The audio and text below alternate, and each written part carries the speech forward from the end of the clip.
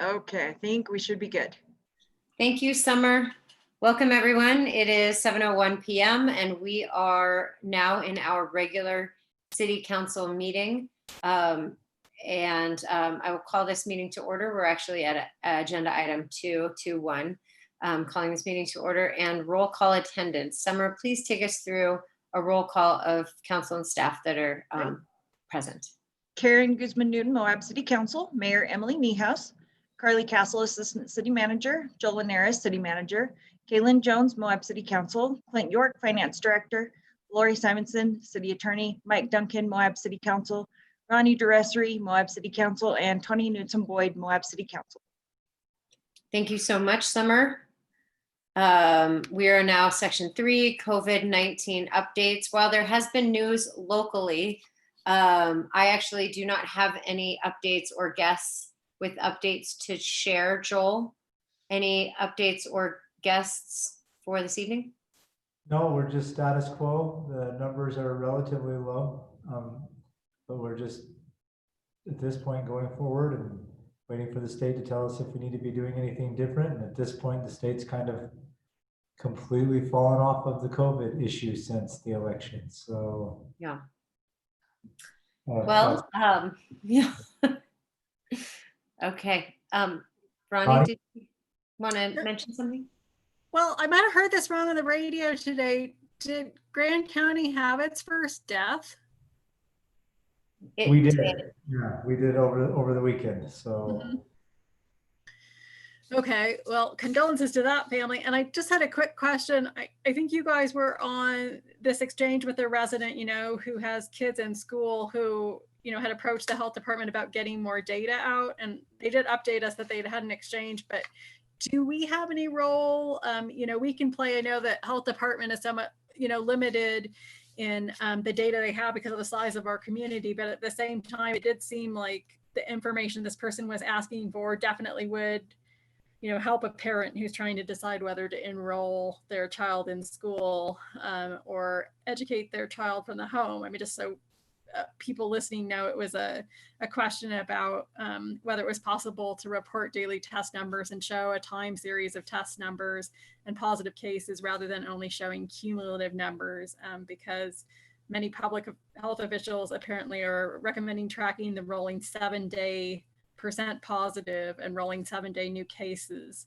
per 100,000 people. And so far, those statistics haven't been on our local health department website. And so I just didn't know. I know largely the county works with the health department and obviously we exchange information with them, but I didn't know if, we could help by putting in a request for that, if it's something that our health department could generate.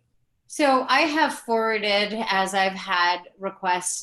There's been also the request of having more information of visitors, data about visitors, positive cases of visitors that are here that test positive or that, have tested positive after leaving.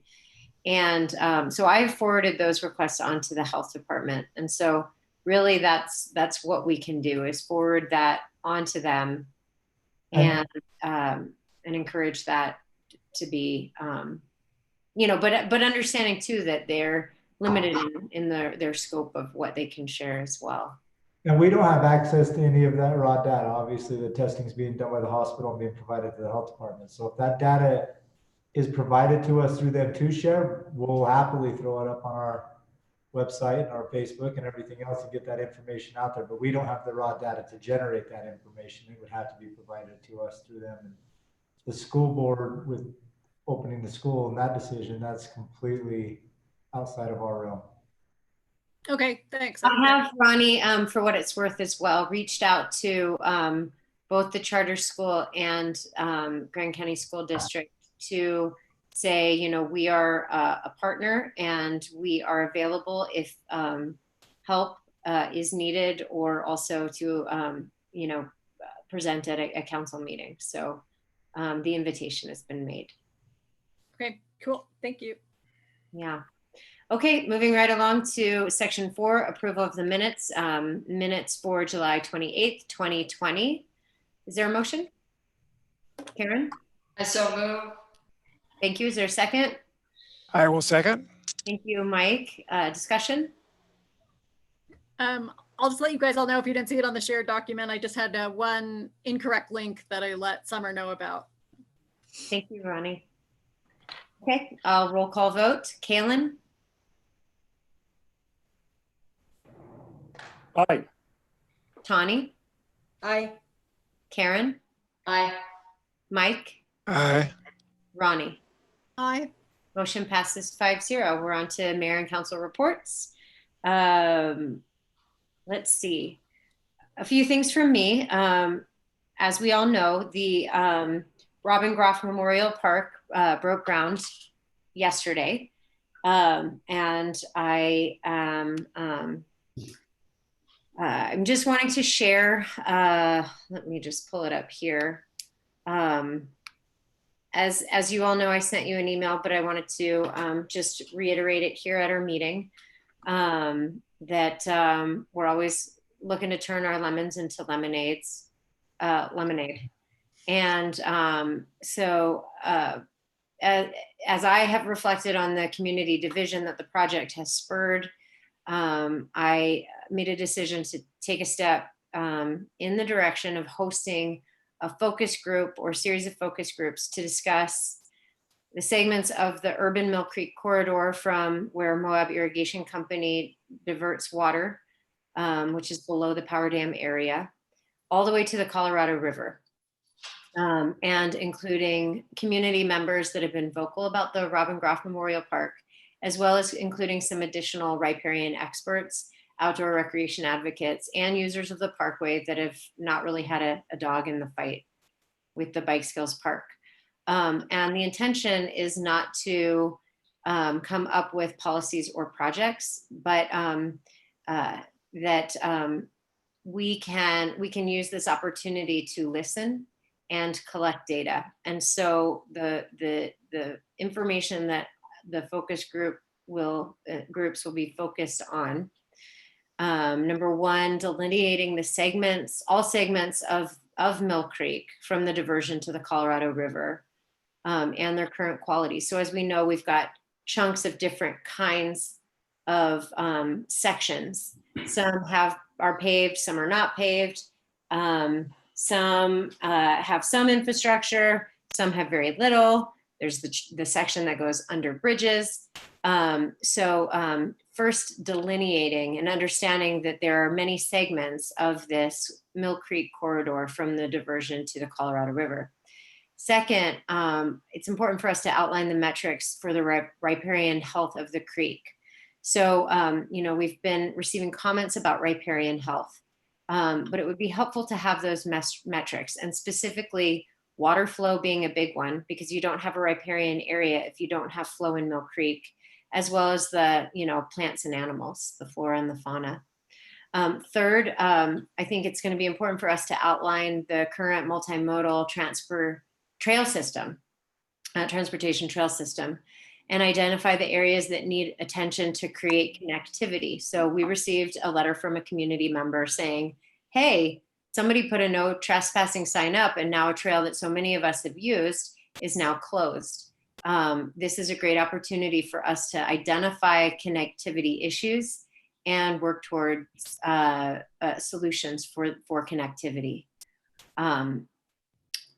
4, we want to identify all the users of the parkway, because as we know, and as we've seen with all the comments, we've got people that use the parkway for transportation and recreation. And when we think of recreation, sometimes we think of tourism, but they are not the same. Recreation for us, outdoor recreation for us, is somebody in our community walking the pathway for exercise and enjoying the quiet parkway. So I just wanted to point that out, that as we've been talking about opening the parkway to outdoor recreation, well, that's walking. It's not just, I think we get confused here in Moab because we're such a recreation tourism destination. We sometimes switch, combine the two, and really tourism and outdoor recreation are not the same. And then finally, to discuss engagement and agree to honor the process that we're currently discussing as a council for the city to gather comments when we're changing the use of city property. So just reiterating, what we're working toward doing as well. I'm hoping 2 of you will join me in the focus groups. We are definitely going to be taking meetings and taking minutes and recording meetings to be very transparent. And hopefully this process will be the right step in gathering information that will inform how we move forward with future projects and policies. So I will look for a couple of you to raise your hands, not now, but to join me in collecting this information. Let's see, what else? We are very, very close. The Moab community, the Mill Creek Community Collaborative group, subgroup that's been finalizing the survey, is very close to having it done. And just a shout out and a thank you to Brian Murdoch and Cliff Kuntz, Richard Cook and Kara Dorenrend for working together to have the survey. It will be out soon, and hopefully we'll get a lot of really good feedback about the Powerhouse Lane area. We had another Market on Center event. It was super successful.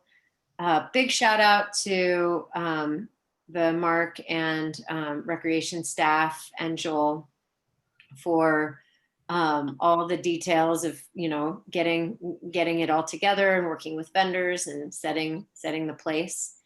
But in particular, thank you, Tawny, for coming and sitting at the Prop 8 booth explaining what the RAP tax is, and that was, I'm very grateful to you for doing that.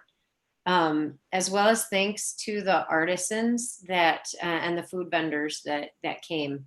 We had a lot of food and also a lot of art. In particular, all the way from Gallup, New Mexico, which I'm wearing my new beautiful necklace.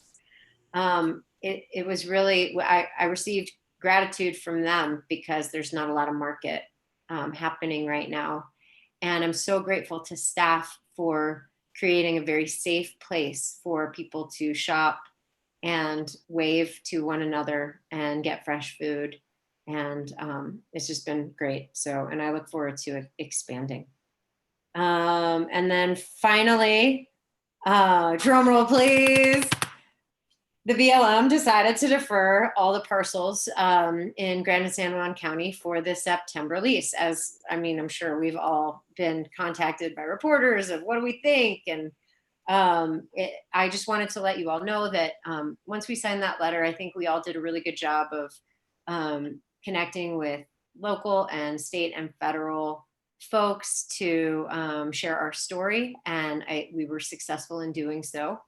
And so congratulations to all of us for that hard work. And that's it from me. Let's see. I don't have much. I took part into other informal discussions about equity and bias, which were good and informative, educational for me. Then I just thought this was my opportunity, since we had that good workshop on greenhouse gases, to just say in closing that I hope we will go forth with that inventory and look at a target and climate plan. Maybe when we get to administrative reports, Joel, you can just tell me. I shot an email to Corey, but just if I have follow-up questions, who I should send those to, because I still have a few things I'd like to understand better.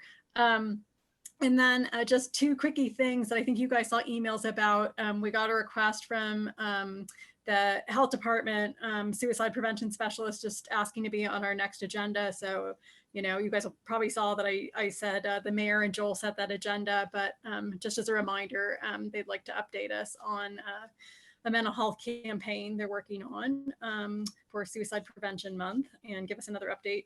And then just, I had a quick question that I wrote you guys about, and I had told this person I would raise it in our meeting. And that was just, so we gotten a request from a local business to see what we could do to influence the GOED board, because they're meeting on the 17th, and then I guess our representatives are meeting on August 20th to discuss CARES funding. And I guess one possibility is that they could give more funding to the, I'm going to get the name wrong.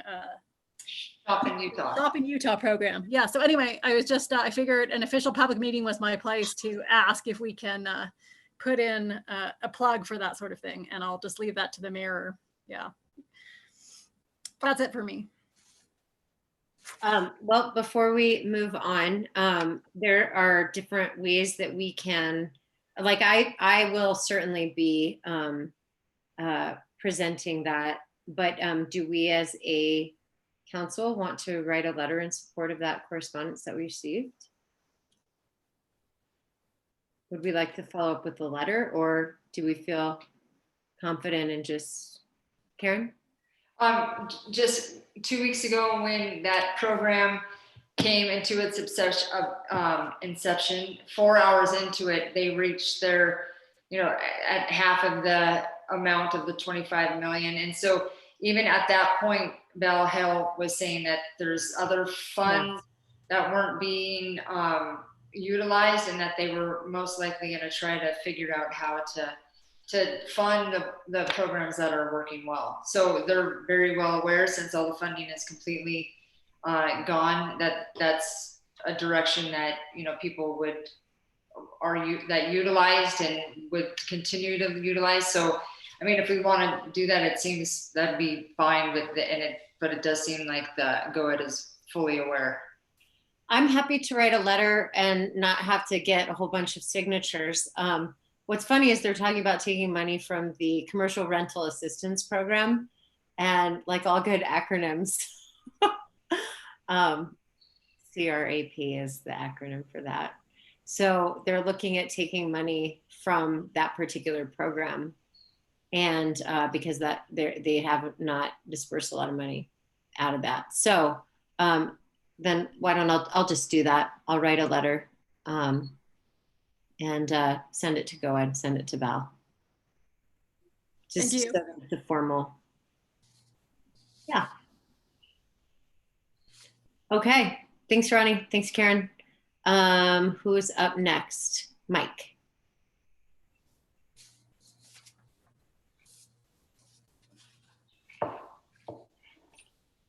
Mike, you're muted. Sorry. My apologies. Yeah, I ran across a staff member of USU who says that as far as she knows, building the new campus up on the hill south of town is still a go. They had hoped to get started in this spring, and it hasn't happened. I asked her if, and of course I should ask Leanna that, but I didn't see her, if their funding had been hit by state constrictions, loss of funds there, and she said she didn't think so. She still thinks it's a go. Of course, we're all looking forward to that.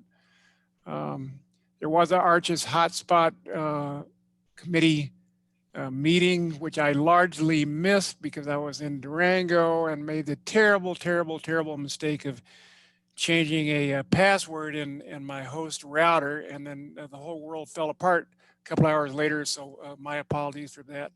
But so far as I know, we're focusing on again about a 6 so-called streetscape area of a lot of median parking that I would like to see us get to public presentation before too long. It has to be sold to UDOT and to the downtown merchants and to the town at large. And it'll be interesting, all right, because the tricky part about it is it's kind of turns the street into a pedestrian mall, which means you have to walk across traffic to get from one place to another. And so it'll be interesting. I think it can work, but it needs to be sold. Karen told me that, and she hasn't elaborated on this, that the transit idea is not completely dead. So I'm interested to hear from her a little bit later on exactly where that might go. And other than that, it was a pretty quiet week. So that's all I got. Thank you, Mike. Tawny? Yeah, my meetings aren't until later this week and next week, so I hadn't attended to any of those.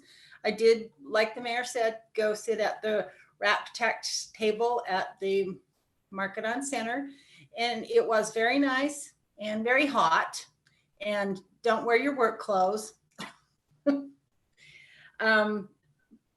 not a whole bunch of people stopped by that particular booth, but a few, and everybody that I talked to seemed to fully support the idea. So it doesn't seem to me that we're going to have to really work hard at selling that. Most people that stopped understood what it was for.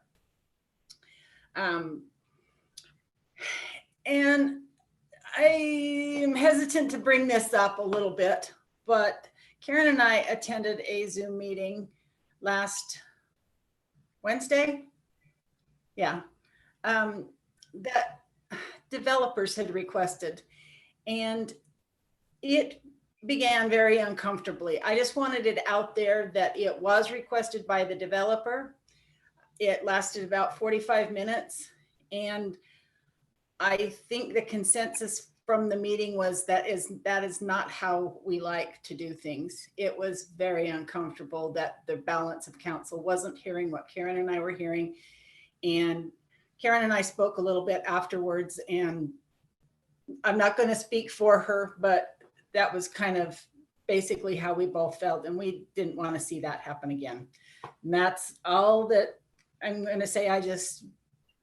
I wanted people to know that it had happened, but it wasn't I don't know that it's the way that any other developer has worked. So we'll just let it go. And that's all I have for now.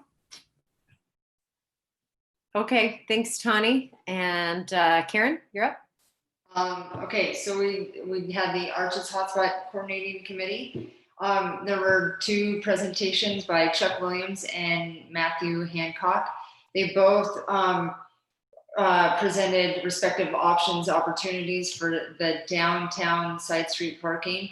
And they seem to be very close in relation of what the amounts of parking that we could get. There's, small differences, but it's going to come down to design and cost. And that's something that Chuck Williams will be getting to the committee at our next meeting, which is at the end of the month.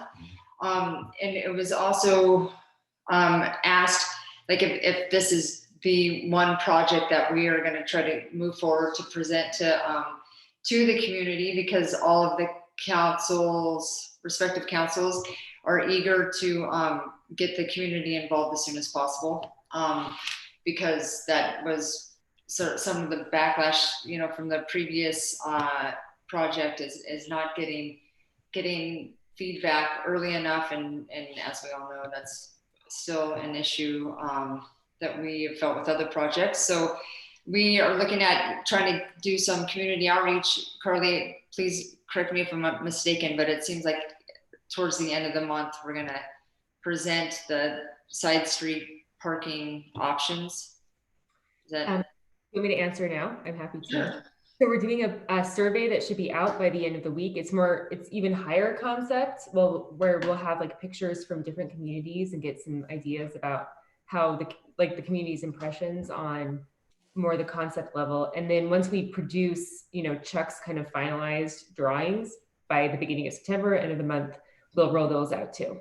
Oh, perfect. Okay. And then it was asked of UDOT if that is the only project that we can present, but we got the go ahead to also come up with a transit system and also the multimodal pathway up Spanish Valley. So it looks like we are going to be able to present potentially to the commission a few projects, and it's going to just be determined on what kind of funding there is, like where each project lays. I mean, are we going to be in one project for 6 million, and then there's potentially a couple million left over? I mean, that's yet to be determined, but it seemed to feel like that we are going to be able to present more than one project.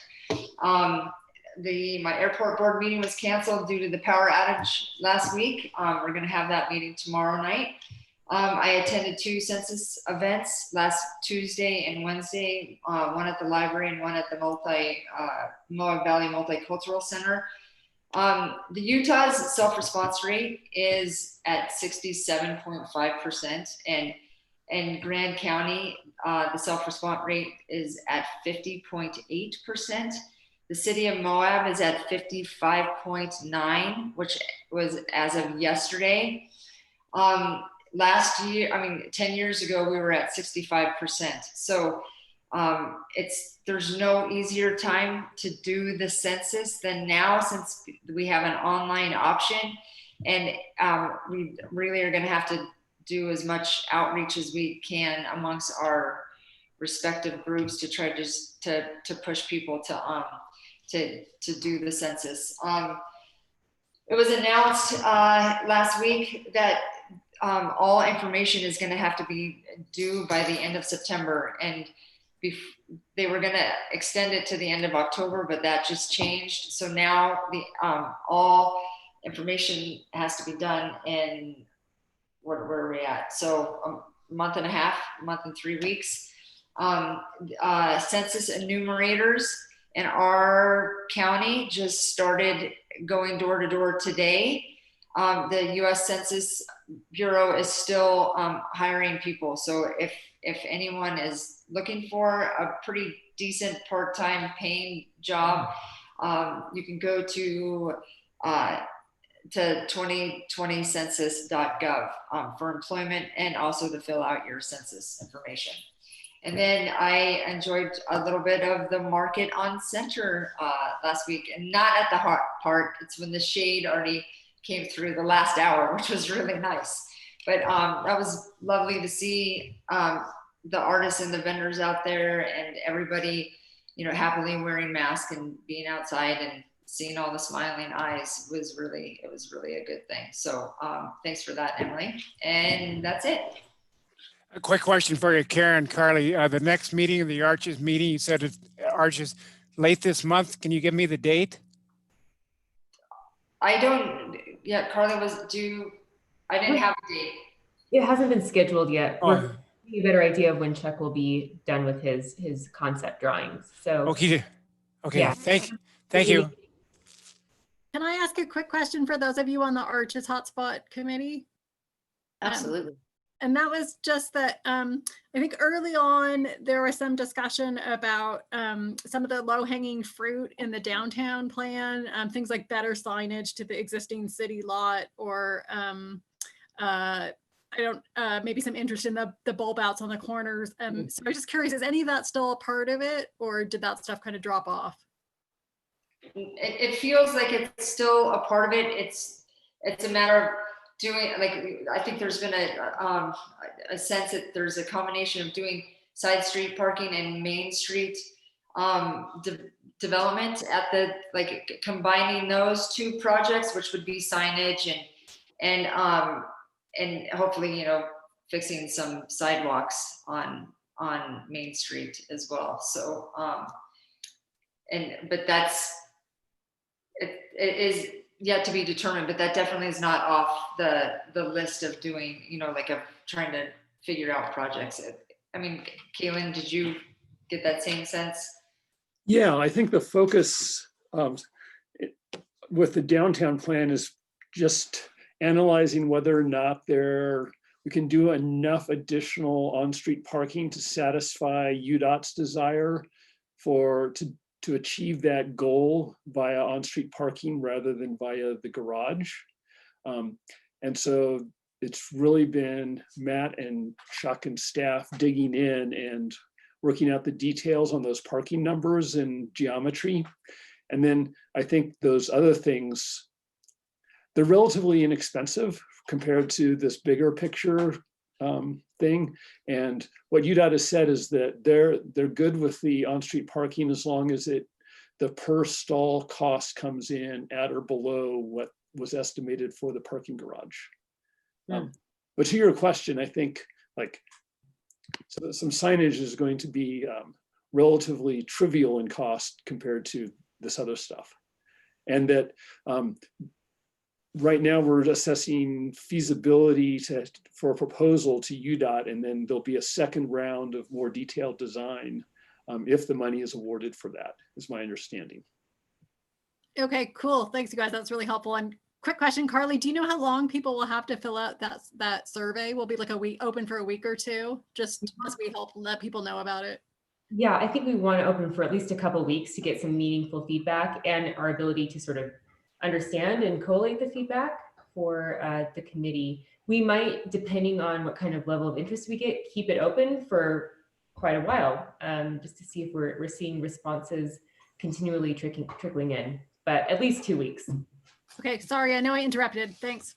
No, and Emily, I'm sorry. And I also wanted to mention that same meeting that Tanya and I attended, and it was a annexation discussion with an applicant for a piece of property up on Sand Flats. And I mean, definitely not only because of the location, but I mean, we made it very clear we're not interested in having side discussions without the whole council being privy to the same information, and you know, talking about pre-annexation agreements as not copacetic with me as a council. I mean, we have a process, and if we're going to talk about annexation, we're going to talk about it with the form of code that we already have established. So I mean, that's just like to mention that. So Karen, I had gotten a text message from a developer on this subject, and I ignored it, knowing that we weren't going to do business that way. Is that what you guys got, or is this something different? I believe it was probably the same developer. Okay, thank you. It probably was the same developer, Mike, but we actually got an invitation to a Zoom meeting. Okay, thank you. Thank you, Karen, for all that information that you shared and for coming to the Market on Center. And for your and others' work on the hotspot committee. I am so grateful for that. And for everyone's entertainment value, the coyotes are howling in my neighborhood. Oh, they got killed. All right, Kaylin, you're up. Okay, I will take this opportunity to reiterate the request for per capita new COVID cases and positive test ratios. I have to go to other sites for that information, and I think our local sites are where citizens go first. So that's all I'll say on that. I attended a housing task force meeting. We had a somewhat involved discussion about land use code changes to support housing, both in the city, specifically about pad and parking and R3, as well as the county, since they've just about used up their allotment of high density housing overlay allotted units. And so it seems like there's some opportunity and a pressing need to adapt. And so I think with the intention that eventually the housing task force will make some recommendations to both local governments. I attended a travel council meeting, and it was an invitation for board members to be on the Airport Solar Farm Committee, a newly formed county committee, and more on that later. Some stats from Elaine. Lodging chain year-to-date occupancy is down 44% relative to last year. The average room rate is down 22%. Park attendance is down 71% through the end of May. Canyonlands itself was down 82%. The Travel Council has done significant website updates to refocus on non-parks during the closures and our COVID response. Our representative River Company reports that their business is down 40%, but they're running at about 60% capacity for physical distancing. So you do the math. They're running about the same amount of boats, but their distance and Hummer trips are likewise. They report that masks are not a deterrent. They gave out thousands of masks early on, but now everyone comes in with their own and everyone is fine with it. So it seems like mask adoption is a success, at least from their perspective. And has been socialized. Yes. And airport projects are mostly completed. Employments are still down, but creeping back up. And then Elaine said that she sent a request to Joel and Carly about partnering on CARES Act money collaboratively with, but she said she sent it today, and I told her it's a city council meeting day, and they might not have had any spare brain cells for that, and they get back to her. And then, so I heard about the Solar Farm Committee and was engaging with a couple folks about it. Principal among them, John Knight, who's, as many of you know, is a professional in the large scale renewable energy world. And he pointed out that in addition to that, there was this other opportunity for the city. The city, as well as the county, were approached in March about participating in a renewable power purchasing coalition, but that was right when COVID was blowing up and there wasn't any capacity and a lot of budget uncertainty, which is still the case to some extent. But in any event, I re-engaged, and on the 31st, I had a call with John Knight and some people at Energy Strategies, which is a consultant putting together this renewable power purchase coalition. And basically how this works is if a customer, such as the city, has meters that meet certain criteria in terms of like what schedule they're billed under and their cumulative use, you have the option of purchasing via a private third party renewable power and then paying Rocky Mountain Power for basically a reasonable amount for that power to be brought via their transmission lines to your community. And according to them and John, the actual energy costs can be significantly less than what we currently pay for the grid mix.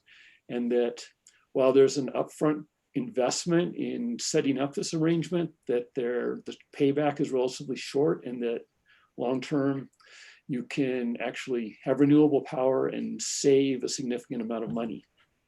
And that's different from subscriber solar or blue skies or another power purchasing arrangement that Salt Lake City and Park City are currently negotiating, and potentially HB 411. So I have been working with John and Carly to try to assess what the potential is for the city to participate in this for certain high load facilities. Like our wastewater treatment plant uses a lot of power. The MRAC uses a lot of power, and then culinary water apparently uses a lot of power. So potentially there's some opportunity here. And as I've learned more about this, I'm realizing that we may end up with a portfolio of different power procurement solutions. It could be a mix of community scale solar that's local, where that makes sense. It could be HB 411 for many of our smaller ratepayers. And then the Schedule 32 coalition may offer the opportunity for certain facilities to get renewable power, but at a significant savings, which would help meet our equity goals as part of our climate resolution. So I'm going to be continuing to work on that. And I'll conclude by echoing Ronnie again to make a follow-up plug from the greenhouse gas inventories. That seems like the next step might be a climate action plan to really dig into our strategy for the next decade or so to meet our goals. So awesome. Thank you, Kaylin. Really exciting. On to Joel. You're up. How can you follow that? Let's start by finding my mute button. Okay. Still dealing with a little bit of problems from the power outage last week. We have had server issues ever since, but we have our SCADA systems up and consistently running at this point. Still having problems with some of our generators, but having those serviced, and so still trying to get all that up and going. You guys have probably seen we've been patching roads around town. Several of the dirt patches that have been there for a while we've gotten fixed. The salt shed still looks like we've done nothing with it. The site's still laying down there on it, on the side of the building.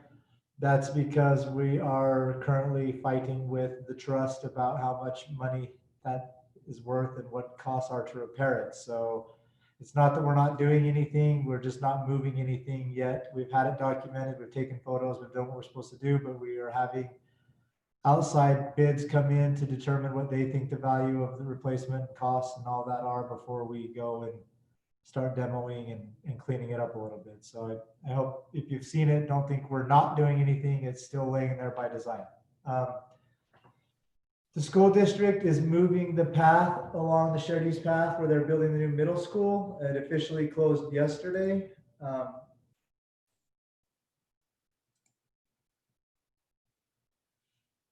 This is the section, this is 3rd South here and 4th East. This is the section right here by the dog park, comes up here by the football field, by the high school and out to 4th East.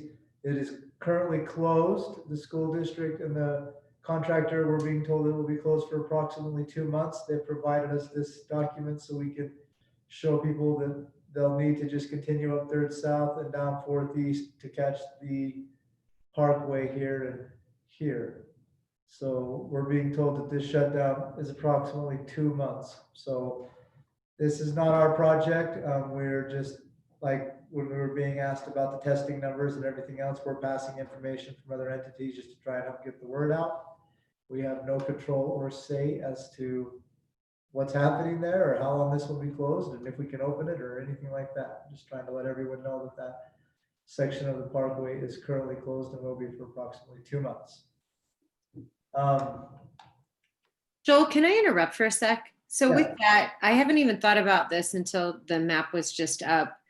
But with that closure for kids getting to and from school, they're going to be going back to school here before the path is reopened. I was wondering if maybe we could reach out to the school and see if there's a way to sign for just kids getting to campus. So if somebody's coming from, you know, the east side and wants to get to the middle school, or conversely coming from the west side trying to get to the high school, if they might create a path, like a bike path through their campus, just for the school kids.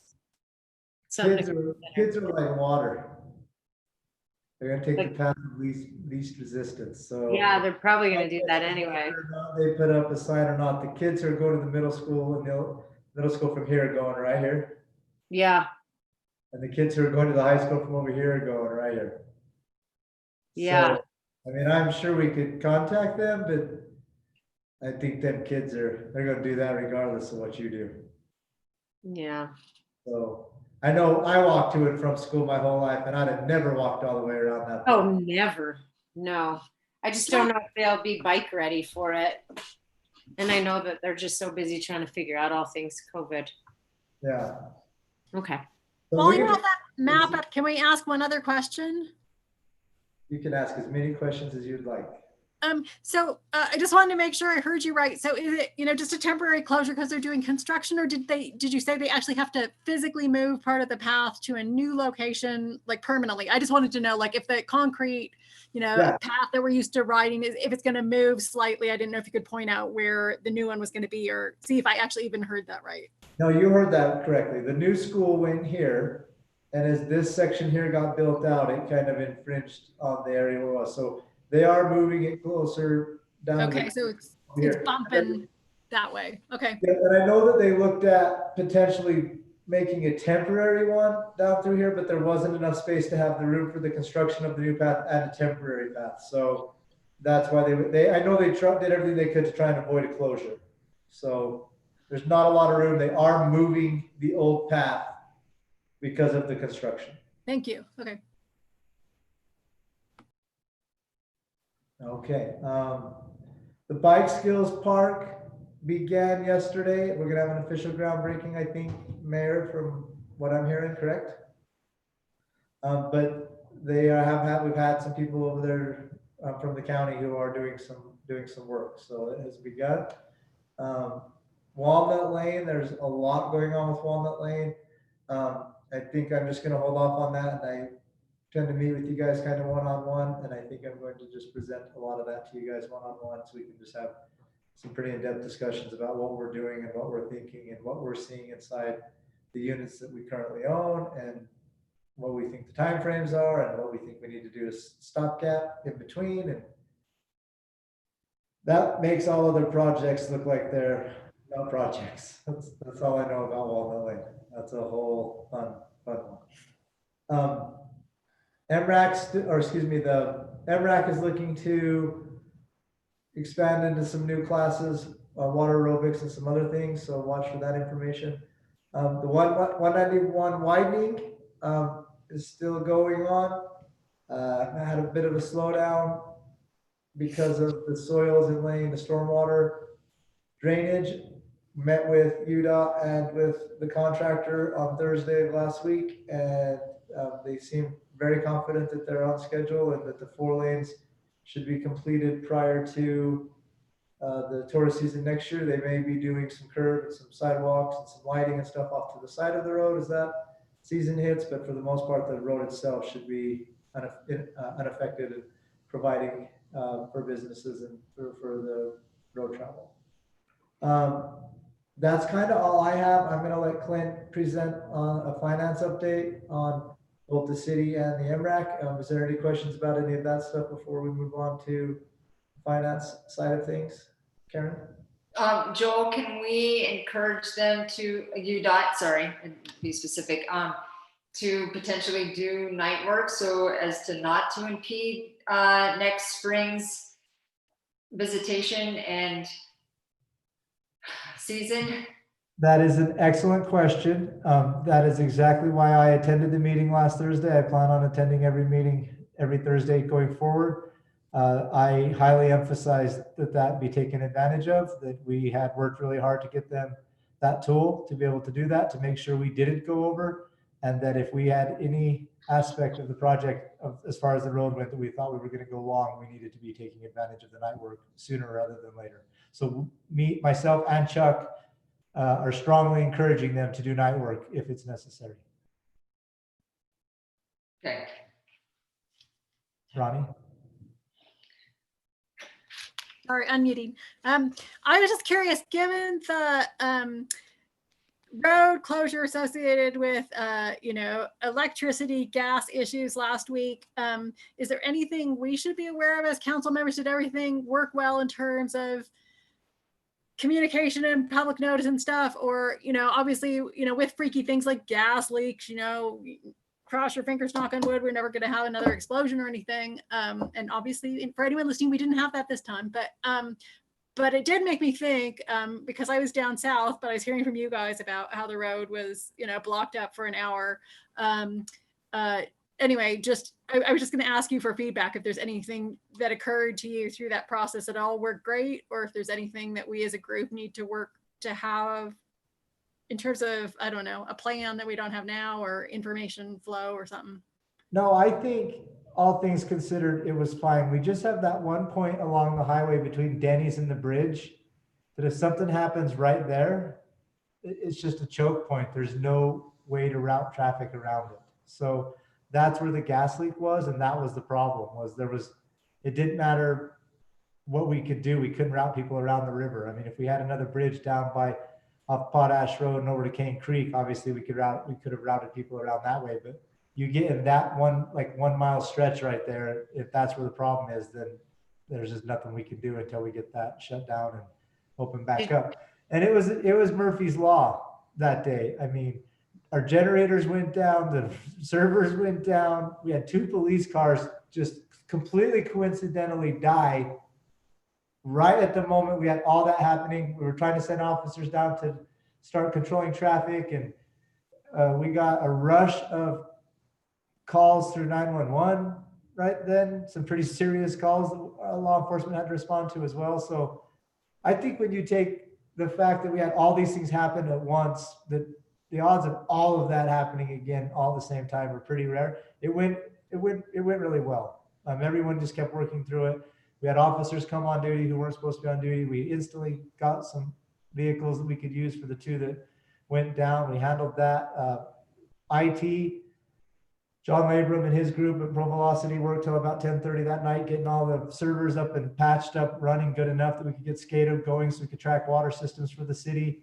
We're still working on the generators to get those up and going. But, you know, I just think the odds of the servers going down and the generator going down and police vehicles going down at the same time, you have 2 issues. You know, it's like the road closed because of the gas leak and we needed the lights to be working to somewhat be controlling traffic, and the power went out at the same time. So you have the traffic backing up down Main. People are just running the lights because there's no power. It was awesome. So I think all things considered, it went really well, to be honest with you. Everyone just kind of jumped in and started doing whatever they needed to do to help. And that's been consistent with the staff of the city since the second I got here. So. Okay, well, I was just going to thank you for texting and letting us know, and thank the police department for their Facebook posts, because those were helpful too for people. And Public Works was out there doing their part with the streets and everything else and trying to get the water. What the SCADA system is, so the public knows, it's a satellite communication system that runs all of our water systems for everyone in the community, anyone who's on our water system. So it tells us what our wells are doing. It tells us what the springs are doing. It tells us what the levels in our tanks are. It tells us what valves are open. It tells us if the water's flowing from where. And when that system goes down, the only way to make sure you guys are all getting water is to physically send a man to those locations. And so for about 8 hours, we just had one individual going, because when that power outage occurs, it can fry all of the motherboards in our pump houses and shut the water system down. People don't realize that when the power goes out, it can totally shut off your water system, and it shuts off the pump stations for the sewer department. And we only have so long to get the generators running for the sewer department, and then your toilets start backing up into your house. So, you know, I don't think people realize what goes into a power outage. Like, oh, what are we going to do? Let's play some board games. It's not how it goes on our end. The power goes out on our end and it's like, oh crap, we have a lot of work to do in the next 45 minutes. So, but everyone just rallied and we had guys going out checking it all, and they just manned up all those stations until we could get the SCADA up and going, and they did a great job. They really did. So Joel, I'm an engineer, you remember, there's a book about Chernobyl and all the events about that nuclear reactor accident. Has anybody written up a description, a novel, if you will, of what it takes to bring the city back up after this kind of power failure? I mean, that'd be really interesting to read, I think. There's a lot to it. There's more than people realize. The joke amongst what we do is it's not Fukushima, which isn't a funny joke, but when you think of like what that city went through, like the 3 catastrophes that city dealt with in about a 12-hour period. I mean, any one of those was an utterly amazing event. And, you know, 9.0 earthquake, followed by the tsunami, followed by a full-on nuclear meltdown. I mean, they dealt with all 3 of those in like a 12-hour window. So we always, when we have our problems, just go, it's okay. It can be lots worse. Yeah. Well, thank you so much. I missed the whole thing. I'm not sad about that, but thank you guys for putting it all back together. No problem. Okay, Joel, what else do you have for us before we move on to our money? That's it, unless there's any other questions. Okay, let's move on to the 6.1 budget update with Clint. All right, I'm going to share my screen.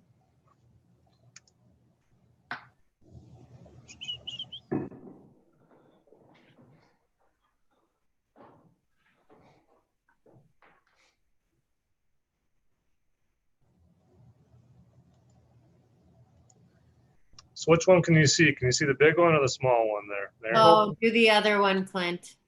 Let's see here. I sang a song earlier, Council. Let's get fiscal. Is that better? Yeah. That's the one we want. Fiscal. Yeah. All right. Following that, so this is, I'm just going to give you guys a brief update of where we're at. This is our sales tax data from basically 18 and 19, 19, 20, and then the first 2 months of this fiscal year. The numbers down there in purple are our preliminary numbers that I got back today from the state. and they're better than they have been in the last few months, put it that way. But it did put a smile on my face to see it's back up to a semi-manageable level here. That $967,000 you guys can see of our 4 largest sales tax status together. Of the 26 months there, that's the 7th largest month. So I mean, we came from in June, which was April, of 360,000 to our August numbers, which are June actuals, are coming back showing promising rebound in town from what I can see. If you look at on the little box to the left, that's the differences from what we received in our sales tax this year prior compared to what we did last year. You can still see, I mean, in August last year, that was the biggest month that we've ever done in Moab, from what I could tell. And we were about $171,000 preliminary behind it. But that's better than the $1 million that we lost between June and July. So it's coming. Any questions on this slide?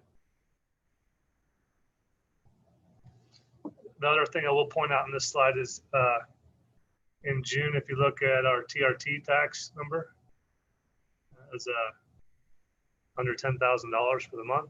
That was rough. So it's good to see that turnaround. Our next slide here.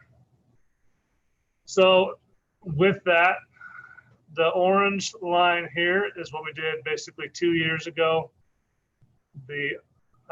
Last year. The blue is 2 years ago, and the dotted red line is this fiscal year, which started in July. In July, we did 52% of what we did in the prior year. And then, like I just said, in August, we did 85% of last year.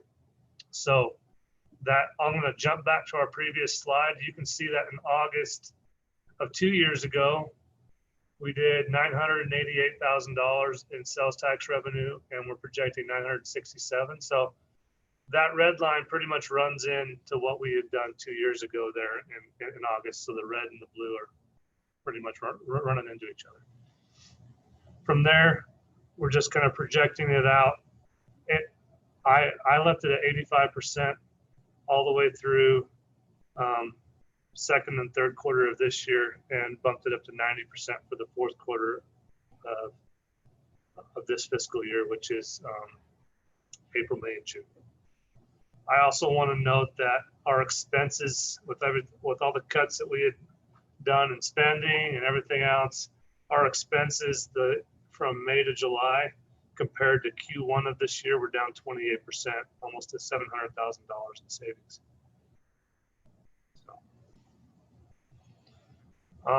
Next slide. These are just kind of some of the same percentages. You can see what in April, what we had, comparing to the year prior, where we were at. And you can see that sales and use tax never dipped below 60%. Got down to 60 in June. Again, that's an April actual. But the most, the TRT, I mean, it dipped all the way down to 7, and it's back up just under 80%. Highway tax has come back as well. So everything in August was close to 80% and above. I know these are kind of boring numbers. I enjoy them, but so in comparing to budget, so the budget that we did pass, it was the pre-COVID budget. You can see that in the far left, in that kind of that green box. Our original COVID projection that we did back in April, that's that next text box there, where we projected 33% in July and 50 in August, and build up from there. And we projected about a $3 million losses at that time. On 6/23, I did another projection. That was when we got some of our numbers back for June, and they were better than what we had expected. And we reevaluated, and we're hoping to get 70% in July. Well, we didn't. We ended up getting 52% in July. And as you can see in the far right box in purple, those are the July numbers are actuals, and the August is what I got the preliminary estimate from the state today. And that has been about 1 or 2% low every month that he's given me that. So you can see as we reproject now going 85% forward to 90% April, May, and June. We've gone from an estimate of $3 million loss for the budget year of tax revenue to about a 1.6 to a $1.7 million loss with, I mean, most of that, I mean, a good chunk of that here already in July, about $500,000 in it, or a third. Any questions at this point? Hopefully I'm portraying this and we're something that everyone can understand, not just myself here. I'm not the greatest at putting slides together. Clint, can you go back to your first slide? First slide. Yep. If you look down in the red numbers, you can see that in June and July, we lost $1 million. In August, we lost 171,000. That's the number we got today. Obviously, we don't normally get that number till about the 24th, but we're kind of losing our minds about not having that number. So we've been kind of harassing the state to try and get it quicker than we have in the past. That's the reason Clint got it for us today. The good news is we were at 85%. The bad news is we still lost $175,000. Like, the bleeding has slowed, but it has not stopped. And so right there, you can see we're at about 1.4 million. We're projecting by the time we get to the end of this, we're going to be 1.7 million if things hold the way they're going right now. And so we offset that by that 28% revenue savings and spending. So that number will come out of that eventually once we get done, and we can take the COVID number, the COVID monies that we can put forward towards that, out of that as well. So I think we're doing okay. We just need to stay really vigilant and focused on what we're doing, and we plan on doing that. So I think if we keep in this red area, we knew we were going to be red. The fear was we would be $2+ million in the red, and right now we're looking at being short of that, and plus the offsetting of what we've cut to try and stay under that, we're going to maybe be half of that. And so we take comfort in thinking we're okay for the time being, whatever that does for you. So. Yeah, I think it's going to be important. We'll just have to see where things are. September and October, I mean, those are two of our bigger months, as you can see. They come in November, December, but if September stays busy, it's going to be helpful. But if things slow back down again, yeah, things will have to get reevaluated. But back one slide, Clint. And obviously that 7% of TRT in June, which was actually April. I mean, that June and July for TRT hurt. So. Yeah. I mean, those are, go ahead, Joel. Yeah, we've really been talking sales tax with you guys up till tonight because they're the easiest ones to kind of track out, and they're the one that everyone kind of understands, but we wanted to show you, all of it, where all of our basically our 4 main revenue streams are, and what's been going on with all of them through this process. Yeah, I mean, and I think the biggest thing right now is I think everyone has done a great job in doing the best they can on not spending on anything unless it's in dire need to be spent on. So we need to refocus a little bit as a city hall on some of that over the last month. It's had a return to normal feeling and work product for a lot of people, and the town has had a normal feel as far as visitors and tourists. And I think July 1's the beginning of the new fiscal year on paper. And so I think some people may think that we automatically get our bank accounts full by the money ferry come July 1 every year because it's a new fiscal year, but that's not how it works. And so That's not how it works. that's not how it works. Oh, And no. so we have a staff meeting and we're just going to discuss again. Clint's going to give the same presentation. We're going to have the same talk we're having with you as staff and really focus in and tell them, you know, we really need you to focus in through November. You know, we need 4 more months of people staying very hyper focused on their spending in order to stay the course we're on and not have to do a lot of the heavy lifting we've already done. Hey, Karen, do you have a question? Clint, I was hoping that you would share this report with us as council outside of this meeting.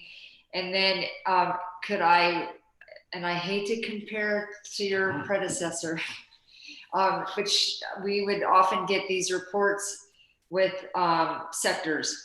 And so as a counselor trying to advocate for the state legislators on what groups really need help, it really is helpful to see the sales tax revenue numbers by the different sectors. So if we could get that, that would be very helpful. We'll make that. I had a pretty good call with Jim, and he explained some of the stuff that I haven't been able to look at in the past today. So I did see a lot of that broken out for sectors. So I will get that done and I'll send it out to the group. Well, in Clint's defense, I think government finance is a tricky mess to begin with in normal times. And then you factor in 2 crises. Hey, welcome to City Hall. Yeah. Got 2 crises for you, right? What do you mean you don't know what this is? I need you to understand it in depth.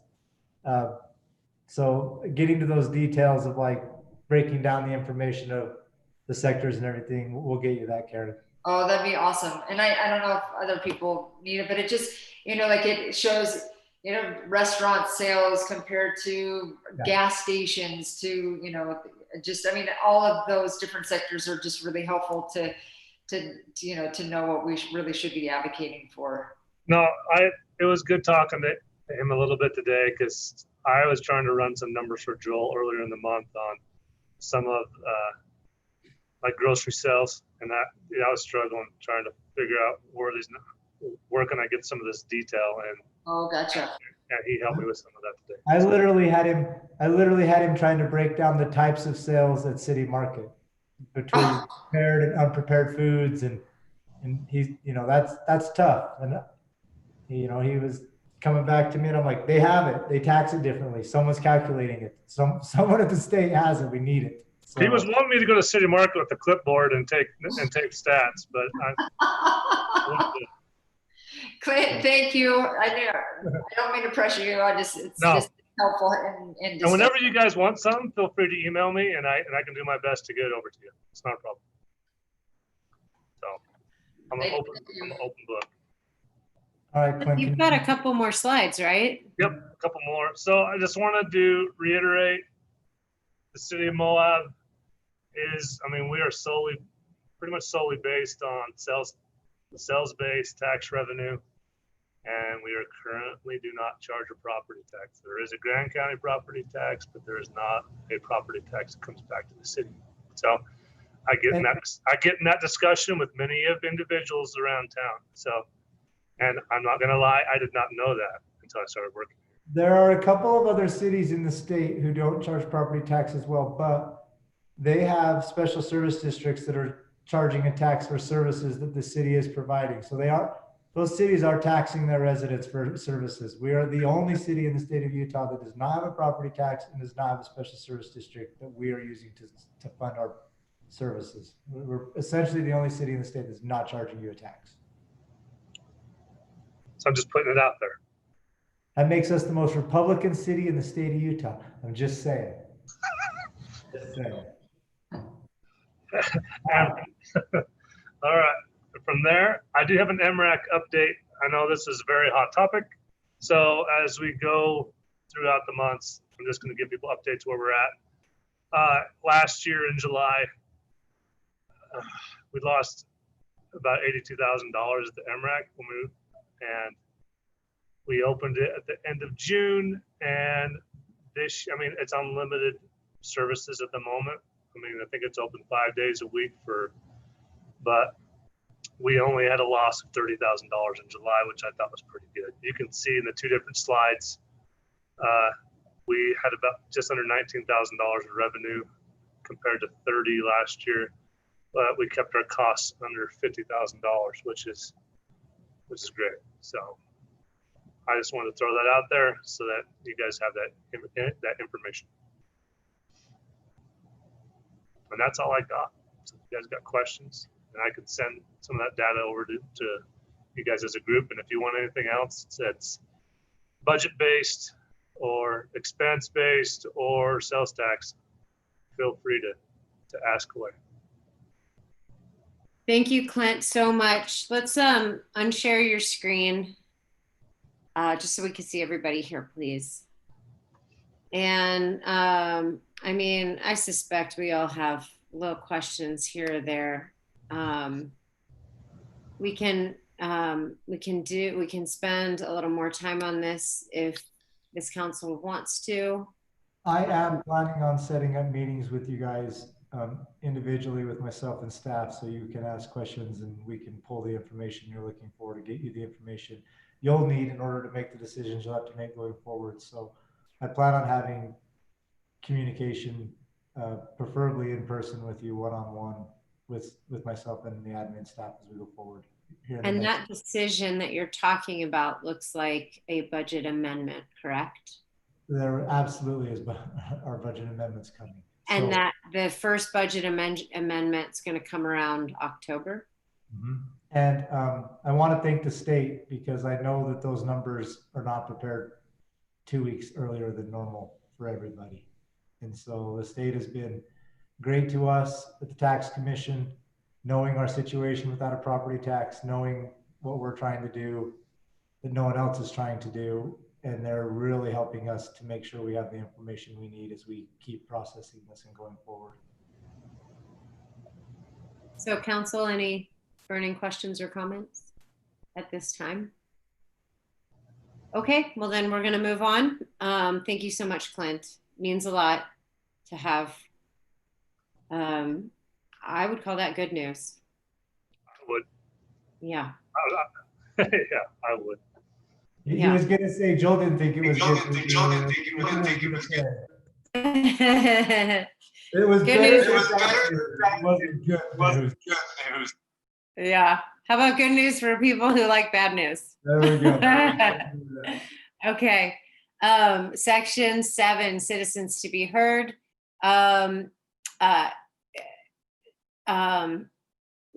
Just a reminder that if citizens do want to submit comments, that they can do so electronically. This council receives them by 7 p.m. And may or may not be able to review them prior to the meeting. Today we had a workshop at 6:30. So Summer, can you let us know how many comments we've had? We did not 0. receive any citizens to be heard comments for this meeting. Since the, okay, I just wanted to check in because of the earlier workshop. Okay,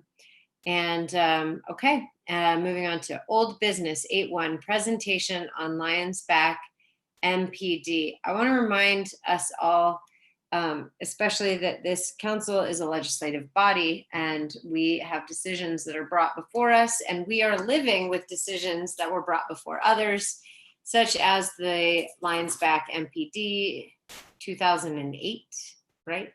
2008, 2009. So Nora is here with us tonight, as is Chuck, although I don't see Chuck zooming in here yet.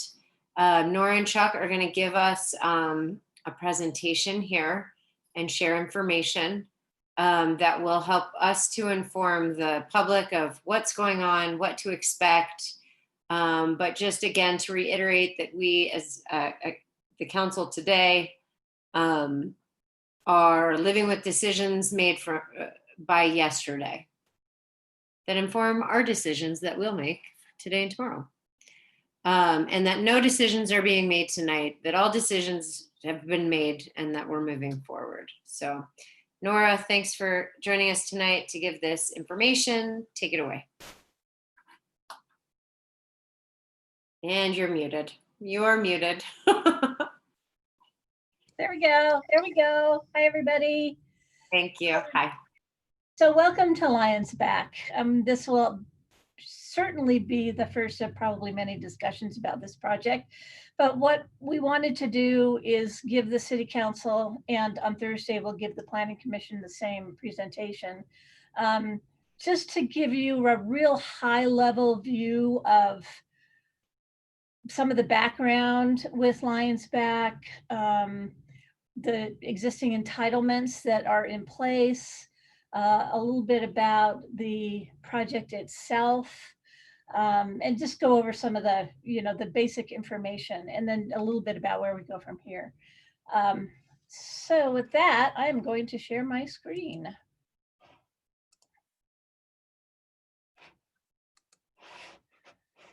All right.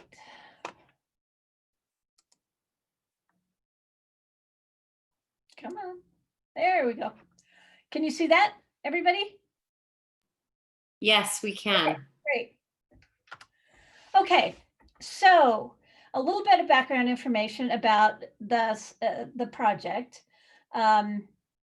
It's off of Sand Flats Road, and when there's a vicinity map that I'm going to show next, and I'll show you exactly where it is, but it's the area that is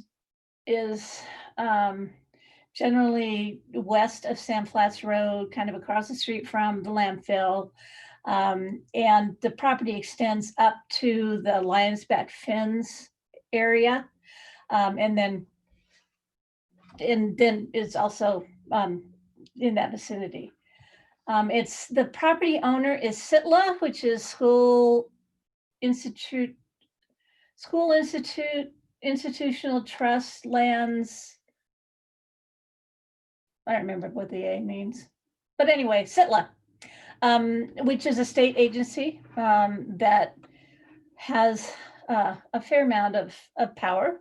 They end up with pieces of property through various means, and then they're allowed to go ahead and partner with the developer or develop the property, and then the proceeds go back into the school programs. They had partnered with LB Moab Land Company, LLC, who is represented by John Dwight and John Andrews, who is their attorney. The site is about 175 acres. The open space that's proposed is 73%. 70% is what's required in the zone. The commercial footprint is about 54,000 square feet. And that includes car wash, repair, maintenance, storage units. And then there are a bunch of recreation facilities, gazebos, various sports courts and activities and things like that that are primarily associated with the hotel, which is a piece of it. The proposed uses now are, the residential footprint is 365,000 square feet. And the proposed uses is a hotel, casitas, and then 18 employee housing units, which would come later in the project. So a little bit of history, and many of you probably know this already, but I'm going to go over it again. In the early 2000s, Sitla entered into this agreement with LB Moab, who is the developer, and Sitla has basically granted them the ability to go forth and gain approvals and be the developer on the property. Originally, this parcel was outside of the city limits, and so an annexation was necessary. When we were looking at the annexation initially and looking at the property, what was discovered is that we didn't really have an existing zone in our code that dealt with this kind of a situation that was sort of a freestanding resort, if you will, that's remotely located slightly on a pretty sensitive area. So the city created the SAR, Sensitive Area Resort Zone.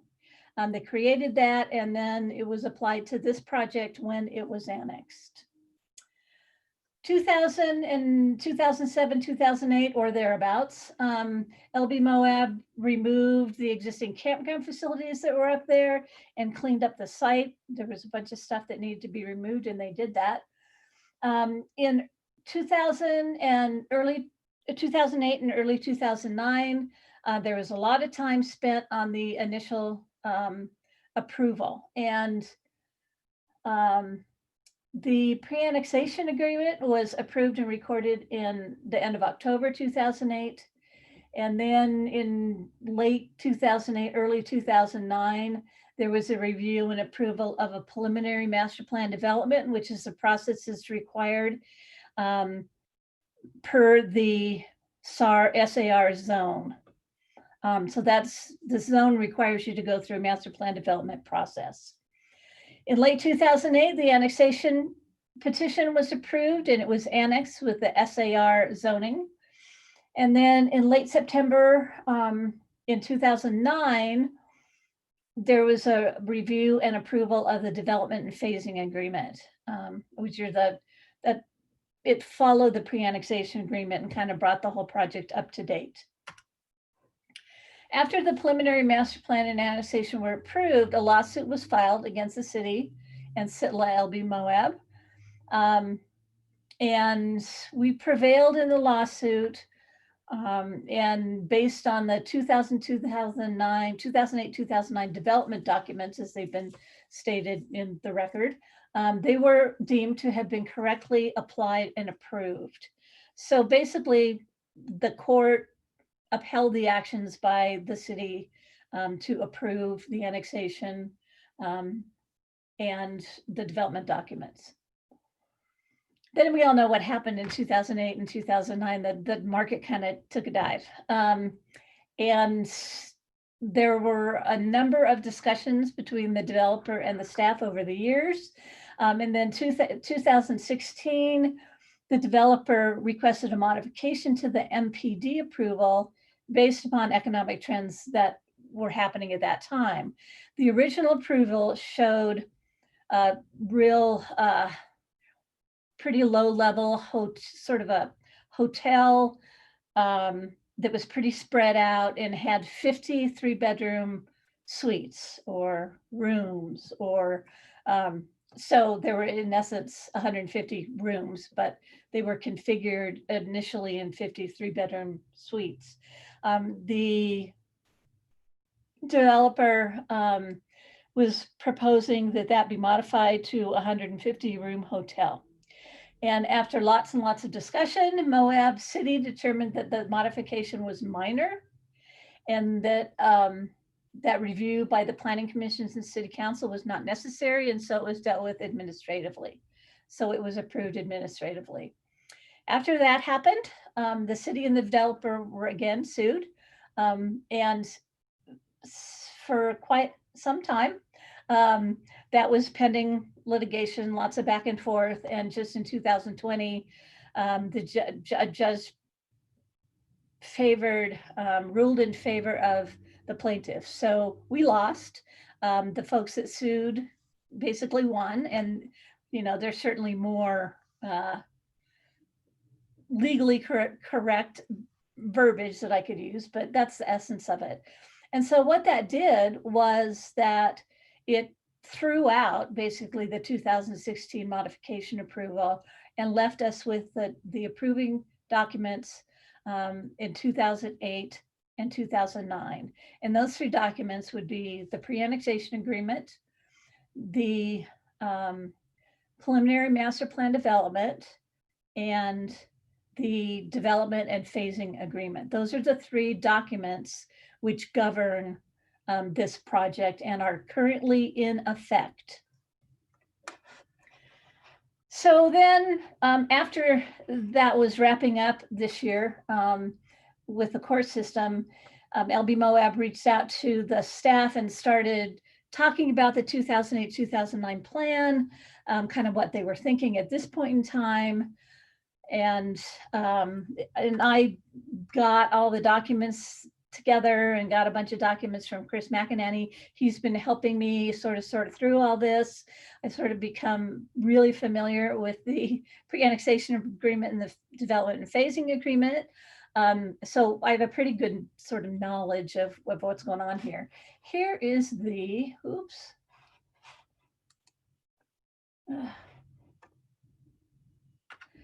This is a location map or aerial, and Sand Flats Road actually goes, it goes here, then it goes up here, and then it goes here, and then this curve is where the old campground used to be, kind of up in here. And so it goes up right against these rock ledges, which is where Lion's Back is, and other rock ledges. So the project just pretty much hits right up toward there and into that ledgy area. They're proposing to put all the development not in the ledgy area, but down lower on the flatter properties. So that they are required. Right here is where Sand Flat Road switches back. And part of the original agreements asked that this sort of nose be the turning radius on this curve should be modified slightly because of the traffic volumes. And that was part of the original approvals. So the approved residential densities, just to give you an idea, is 257 total units, including 50 hotel suites, and they were designated as 3-bedroom suites, 30 one-story casitas that should be 1,300 to 1,500 square feet, 30 two-story casitas that are the same size, 40 one-story village casitas, which are a little bit bigger, 18 to 2,100, 45 two-story casitas, again in that larger size, and then even bigger ones that are called one-story and two-story hillside casitas. So we're getting a little bigger and probably more expensive. 18 employee housing units are proposed, and I think that's in the 4th or 5th phase. It's toward the end of the project. And just as a point of information, if you took the gross acreage and took out 70% for open space, potentially they could have asked for more like 400 units, but they asked for 257. Let me show you another map.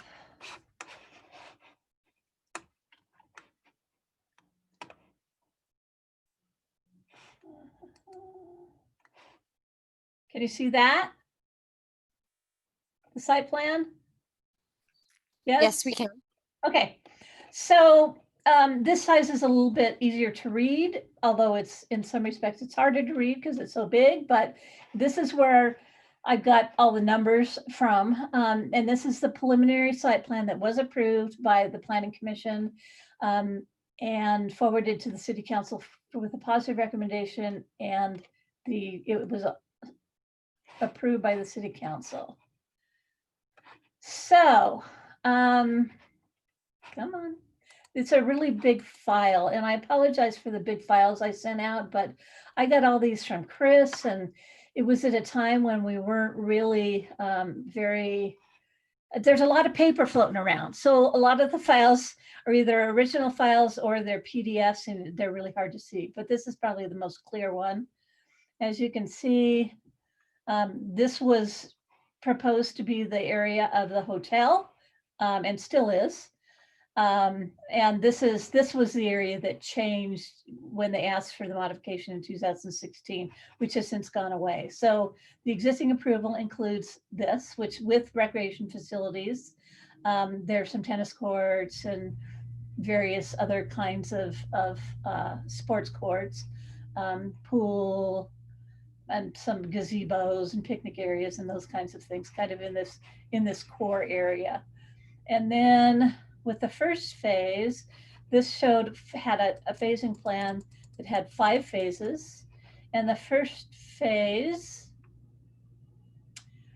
basically included the hotel and these casitas. So the casitas that were south of the hotel, and that's what the first phase was, that whole thing. The development and phasing agreement and the pre-annexation agreement both allow the developer to modify their phases however they wish. And so what we have been talking about now with the developer is they want to put the hotel on hold. So they don't want to do it in the first phase and kind of see what the market does in the next few years, figure out where to go with it. Right now, it's not feasible as either kind of hotel, just from a financing standpoint. So they want to start with these casitas. There are about 42 of them of various different sizes. And then the roads that are associated to that, including the connection to Sand Flats Road. So that's basically what they're talking about at this point for a first phase. And this is the upside down, and I apologize for this, but this is the way I got the document. This is the upside down open space plan. And as you can see, this is like the green space that's kind of part of the village itself. And then this is all, the darker green is all natural open space. And then there's some sort of heavier recreation open space. This is all passive, this is all natural. And we've been talking about when that open space gets dedicated, it has to be dedicated to either a homeowner association or some other entity and remain as open space. So this is the phasing plan that was approved. And of course it's oriented differently just to make my life difficult. So phase 1, this is upside down again, but this is phase 1, was all this area. And now it is the area excluding the green stuff. So it's this yellow stuff, this pink stuff, and then these a little bit larger 2-story club casitas. And then they will probably do a second phase, maybe up in here or in here. They want to kind of stay away from this area, the central area adjacent to the hotel, until they know better what they're going to do with that. And that's primarily due to trying to figure out road connections and all that kind of thing. So that's the first phase that they would be looking at. The development and phasing, the pre-annexation agreement and the development and phasing agreement go into a lot of detail of the requirements that are required with the first phase and with subsequent phases. And there's some upfront things with the first phase that they will have to do, including changing the curve on Sand Flats, and then dedicating at least a proportionate share of the open space. We're talking to them about perhaps dedicating a bunch more to really just show that good faith with the community that they mean it, and whether they dedicate it to a homeowner association, it will be natural open space. There's a trails plan, which is impossible to read, but if you get a magnifying glass out, it's on a PDF file, and it includes internal walking trails, and it includes some external trails. This is the Mill Creek Trail that goes down to the Mill Creek Overlook. Again, these are all the fins, and this is where the old campground used to be for orientation purposes. And then there's an OHV trail easement that goes through this, Hell's Revenge, and some other trails. And my understanding is that they have contacted some folks and they're trying to work on kind of a more complete trails plan, a little bit more than was originally approved. And they're trying to work with some folks to help better define the trails as we move forward. And then they are anticipating that these parcels, all these casitas, would be individual lots sold off, and they're able to be nightly rented, and they can choose to either stay in a big giant rental pool or individually occupied or rented separately. So that's how they envision the ownership structure to work. There are also exhibits relating to roads, easements. There's information on a stormwater protection, drinking water source protection plan. And there is an approved drinking water source protection plan that was approved by the state and by the city, and they continue to follow that plan. Come on. All right, let's go back to the PowerPoint.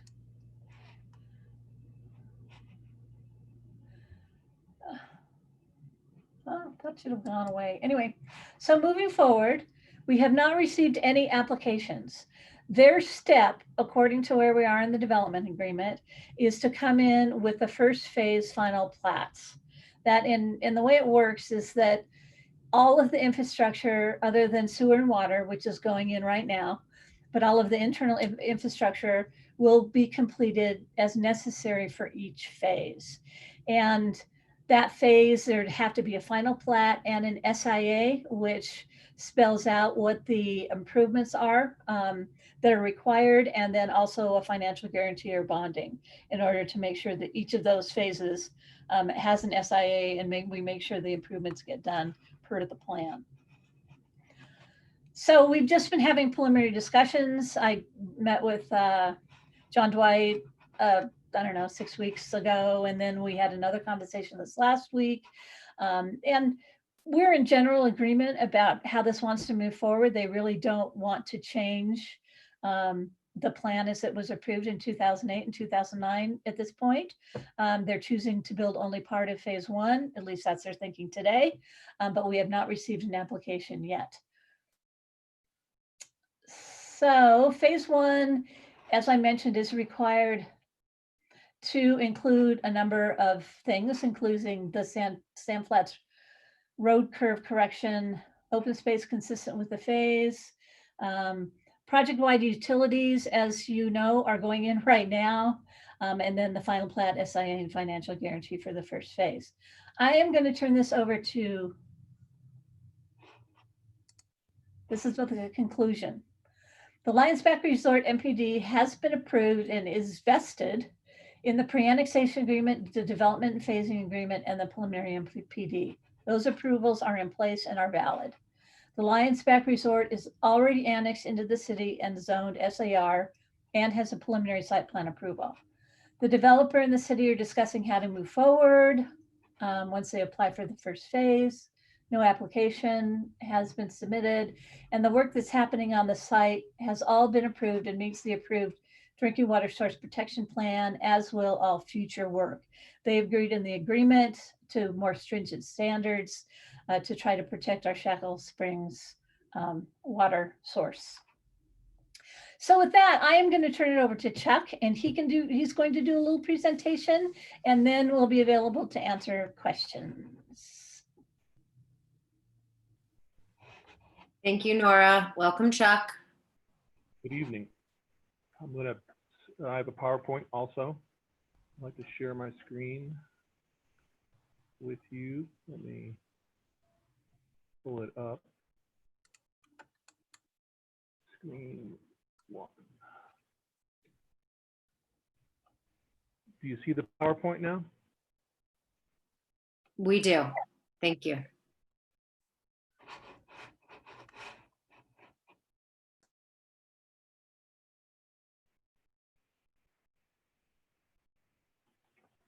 So I'm going to talk about infrastructure now, as opposed to the future of it, and I'll try and keep it brief. This is an overview. The basis for it is what they're doing now, and how we've proceeded as staff is to make sure that what they do is in compliance with the pre-annexation agreement and the development and phasing agreement. In the context of infrastructure, these agreements address responsibilities for design, construction, and maintenance. So if you think in terms of how you get from raw dirt to utilities, roads in the ground, Those are kind of the three key elements.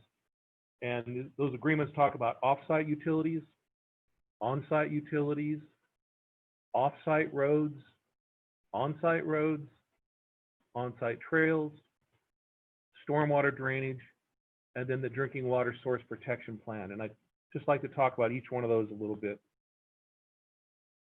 Off-site utilities for water, the developer has paid for approved designs to city standards for 4,400 feet of 8-inch water line.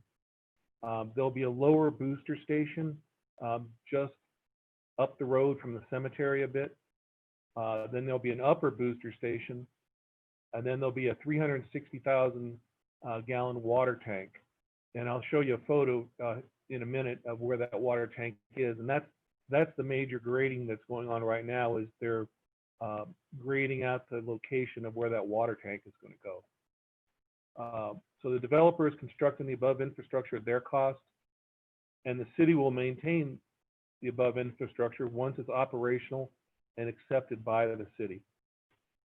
And I guess what my point is on all of these things on utilities, water and sewer, we spent 6 months going through very rigorous design reviews and approvals to make sure that it would be maintainable by the city once it's operational and built to city standards. Sewer, the developer has paid for approved designs to city standards for 4,500 feet of 8-inch sewer line, 1,200 feet of 4-inch sewer line, and a sewer lift station. And the developer is constructing the above infrastructure at their cost, and then the city will maintain it once it's operational and accepted by the city. And the scenario there is that the lift station, the site will drain to the lift station, and then they have to pump it up and over the rim to get it down to our existing system, as opposed to the water, which I just talked about, the booster stations. They have to pump the water up to fill up that water tank, which will then service the development. Off-site roads, the developer has or will pay for approved designs for Sand Flats Road. And in the agreement, Nora's right, it's I won't say minimal, but it's not the level of improvements that I think we would hope for if we were negotiating today, but we're not. We're just living with those two agreements, and they were pretty well spelled out. I mean, the issue was identified back then, but we'll make sure that it gets addressed. And then Hell's Revenge Trail was also, as it runs through the site, the developers constructing that infrastructure at their cost. The city will maintain Sand Flats Road once it's operational and accepted by the city, meaning that the improvements have been put in place. And Grand County and/or the four-wheel drive clubs will maintain Hell's Revenge Trail. I don't know how much maintenance Hell's Revenge Trail needs, but we won't be doing it as the city. That's spelled out in the agreement. And they've agreed, and if you've been up there, they've fenced along a right-of-way that's been dedicated as an easement to Hell's Revenge Trail so that people will still be able to use that. On-site roads, or the roads that Nora was showing, some of that will accompany the phasing. The developer will pay for approved design to city standards for on-site roads. The developer will construct the roads at their cost, and then a homeowner association will maintain on-site roads once they're constructed and operational. And to be honest with you, the agreement's a little bit interesting. We're going to just have to work through it because to design to city standards is basically what we would do for any developer who wants the city to maintain the roads afterwards. Linesback doesn't want the city to maintain them. That's not an agreement. The homeowners association will maintain them. So I think they're going to want to make them less than city standard roads, not so much in terms of depth of asphalt, but in terms of roadway width, et cetera, things like that. And I don't know if they're talking about a gated community or not. My suspicion is they will be, but I don't know that. But the important thing is it does say be built to city standards, and that we're not going to be the maintainer. We just have to make sure that they're built correctly, and we will. On-site trails, developer will pay for a design Developer will construct at their cost, and then the homeowners association will maintain the on-site trails once they're constructed and operational. So we're not going to be in the trail maintenance business or the road maintenance business on the development itself. Stormwater, developer will pay for the designs. We haven't started that yet because they've been focused on getting these utilities in, because without the utilities, they can't build houses up there, or casitas, excuse me. The developer will construct the above infrastructure at their cost. And then again, we don't end up being the maintainer. A homeowners association will maintain stormwater drainage once it's constructed and operational. And I wanted to clarify, I'm not sure if there's a gated community or not. We'll get the clarification on that later when I talk about the roads. Drinking water source protection plan. There's been several inquiries from citizens in the area. So I just want to take a moment to talk about this a little bit more, maybe in depth than Nora did. It was developed and adopted by the city and developer in January of 2010. It was developed due to portions of the development being in the Skakel Spring drinking water source protection zone. And those are delineated for the state. So any place in the state where we have a well, or a municipal corporation has a well or a spring, you identify a drinking water source protection zone. And when you do development, and this isn't the only development in any of our drinking water source protection zones, we have well zones out in our well field by the golf course where there has been development in the county.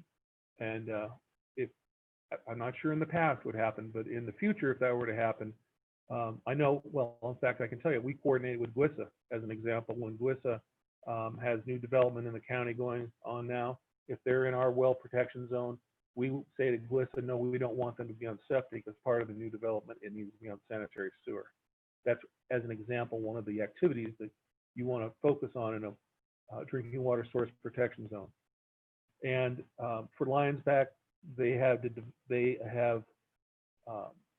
designed and are constructing their sewer system in compliance with the requirements of the state for being within a drinking water source protection zone. As part of this protection plan, potential contamination sources, and that's the term from the document, and it's a state document, were identified, evaluated, and mitigation measures developed as needed.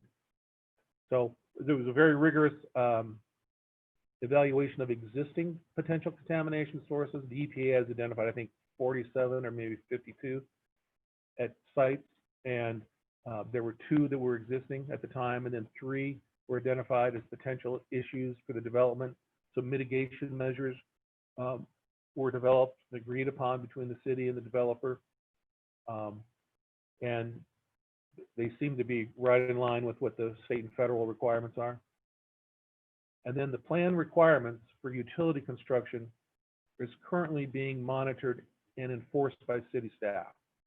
So this drinking water source protection plan talks about utility construction. What should they be required to do, both in design and construction? And we're making sure that that was done during design and construction. And then when it comes to the next phase 1 construction for the buildings, there are mitigation measures for that, but that isn't happening right now. We'll just, when design time comes, we'll make sure that those are identified and included. And I'm done but if I could, I'd just like to show you that one picture, if I can pull it up on the screen. Do you see the photo now or not really? Okay, you do see the photo? We can see it. Okay, Yep. Good. That worked out. So if you look, this is the west side of the valley over here. I'm taking this picture from up by the Sand Flats fee shed, looking back at the development. This is Sand Flats Road. This is the cell tower right now that's out there. And then this over here is the location of where the water tank is being built. So I think at one point they actually had it where it would have been on the skyline, and we talked about it and they decided not to do that. It made more sense to keep it, from, so you won't be able to see it from town, I think, at least for clarity. And so this is why they're excavating this, is they're using the material for backfill material on the construction trenches down below where they're putting in the water and sewer. So they're using this as a grading, but the reason they're grading it to the design for the water tank to go in. And this is the access road. This is the Hell's Revenge Trail down here. And we have them doing watering of the material before it goes down, so that to try and limit the dust clouds that come along with those kind of activities. But with that, I'd be happy to, with Nora, answer any questions you might have. Oh my gosh, that was so much information. I want to thank you, Nora, and thank you, Chuck, for a very thorough information presentation tonight. Council, what would you like? I'm sure each one of you have a comment or a question, so shall we just roll through each one of you? Does that work? Kaylin, you look eager to go. Let's go with, oh, Nora, you had something else to share? Yeah, I just want to say that, we may be able to answer some of your questions tonight and we may not. So if we don't, we'll get back to you, but we'll give you our sort of, to the best of our knowledge, answers. But there's still obviously some things that need to be worked out with the developer, so. Well, and I started off by saying this council wasn't here. Well, neither was either Chuck or Nora. So you both have done a great job in getting caught up, deeply caught up in the development. Kaylin. Thank you. And thank you, Chuck and Nora, for that very in-depth presentation. So the city, you stated that the city will maintain Sand Flats once the improvements are completed. A portion of Sand Flats is in the county. Does the city currently maintain that portion of Sand Flats, or will there be a change in maintenance responsibility after the improvements? There will be a change in maintenance responsibility. That's correct. The county, I believe, drafted or adopted a resolution in the past that I haven't had time to pull up the resolution, but we've talked to the county and to the developer, and the agreement states that once the improvements, then we'll take it over. But in the meantime, the county is continuing to maintain it. And that's actually in some of the agreements that they will give that road to us, and they passed a resolution saying that they would do that, but that hasn't happened officially yet. Okay, I thought it hadn't, so that's good to know. I thought in the original plan, or the one that was in place at the time of the ZSA, that there were a number of private sewage pump stations. Are those still present? Private sewage pump stations? Yeah, I thought they had a number of them to deal with the topography changes within the development, and not just one lift station. That may have been the initial thoughts back in 2008, but now that's not the case. There's just the one sewer lift station that'll be across Sand Flats Road that'll handle the whole development. There may be, they may have ejector pumps on some of the laterals. I don't know for sure because we haven't gotten the information for any specific phases and the detailed improvements plans. But with something like this where there's so much change in elevation, they might need some of that on some of the individual parcels, but we don't know that for sure yet. Okay, I just asked because I know that the maintenance of private lift stations has been a concern, and that it sometimes falls on the city and isn't really part of our budget. So I'm sure you will be critical of that and drawing firm lines. And so is some of the current utility work in the county? Yes. And so we've had a request from a citizen for bonding. on that. And I'm wondering who's responsible. Is there a shared responsibility between the city and the county for this project at this time, or is it all on the city? Yeah, if I can address that. If you're talking about one citizen has asked about bonding for the grading. Yeah. Yeah. Well, what the development agreement has, and I can pull it up if you'd like to see it, or send it to you, whatever you'd like to see that portion of it. Okay, I won't.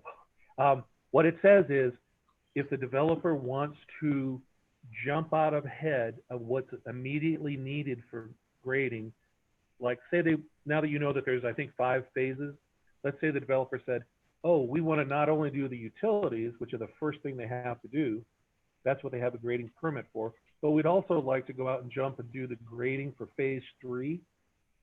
If they wanted to do that, because that's not up for immediate development, then the agreement states that we could ask for a bond.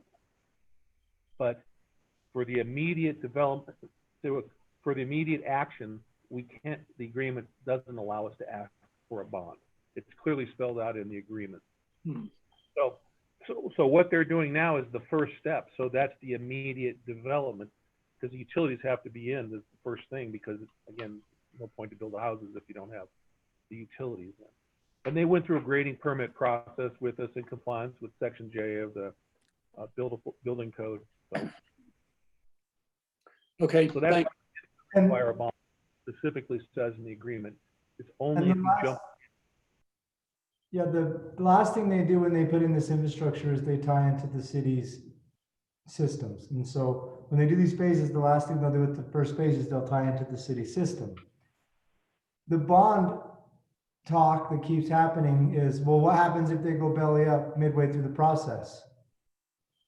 Well, if there's nothing up there and there's nothing connected to those lines, because it's in the first phase, the city has no interest in going up there and finishing this project, cashing in a bond and putting in a bunch of infrastructure that no one's ever going to tie into. Like, some of the ideas that keep getting lost in the bond argument are the city wants to be in a situation where we can go finish this project, and that's absurd.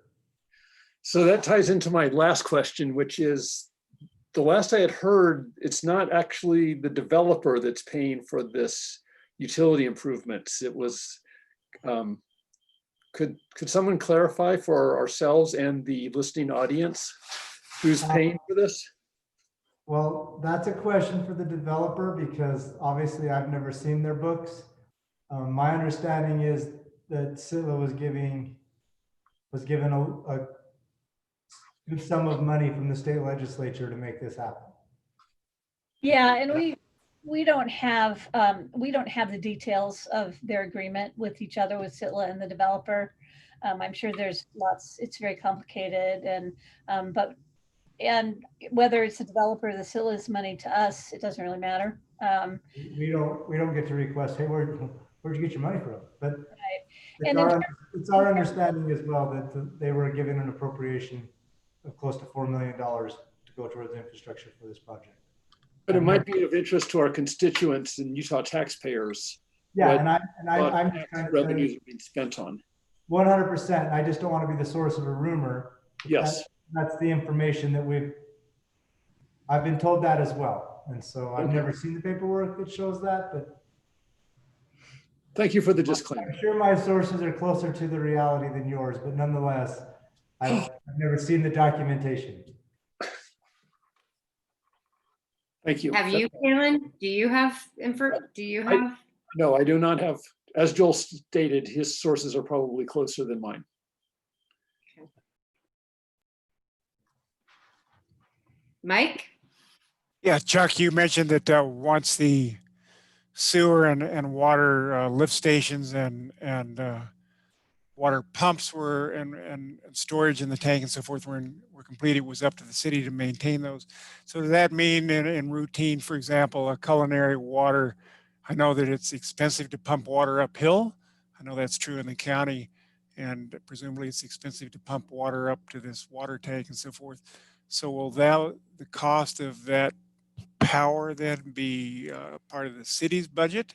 And if so, is that a surcharge that we can level on the subdivision's residents, for example, as part of their cost of providing water to them that's not typically necessary for other constituents in town? I believe the answer to that is, I don't think there is a way for us to do a special assessment district for Lions Back for water or sewer. I think we maintain it because they're within the city, and the agreement said that we were going to maintain it within the city. The city. It's a Go ahead. catch-22 in hindsight's 2020 looking back. I'm sure at the time of the negotiations, an idea was, you're right, Mike, it's more expensive to pump. We have that cost going forward once we take over the infrastructure. If you have them put in a special service district or an HOA or someone else to cover that cost so we don't adopt that cost, then if that HOA or that special service district fails, that infrastructure then reverts to the government institution that they're in, and that would be the city. So you would lose control if you let them do a special service district in that manner of the design, because it's theirs. You don't inspect it, it's not yours. They could build it however they want it.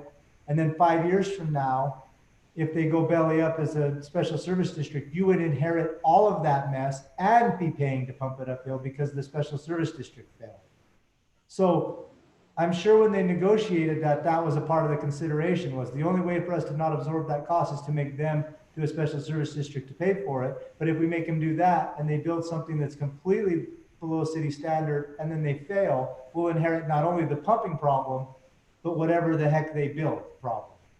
So I wasn't in the room when all that was negotiated. I'm positive that that was a conversation that was had at the time. Okay, thank you. That helps. Karen?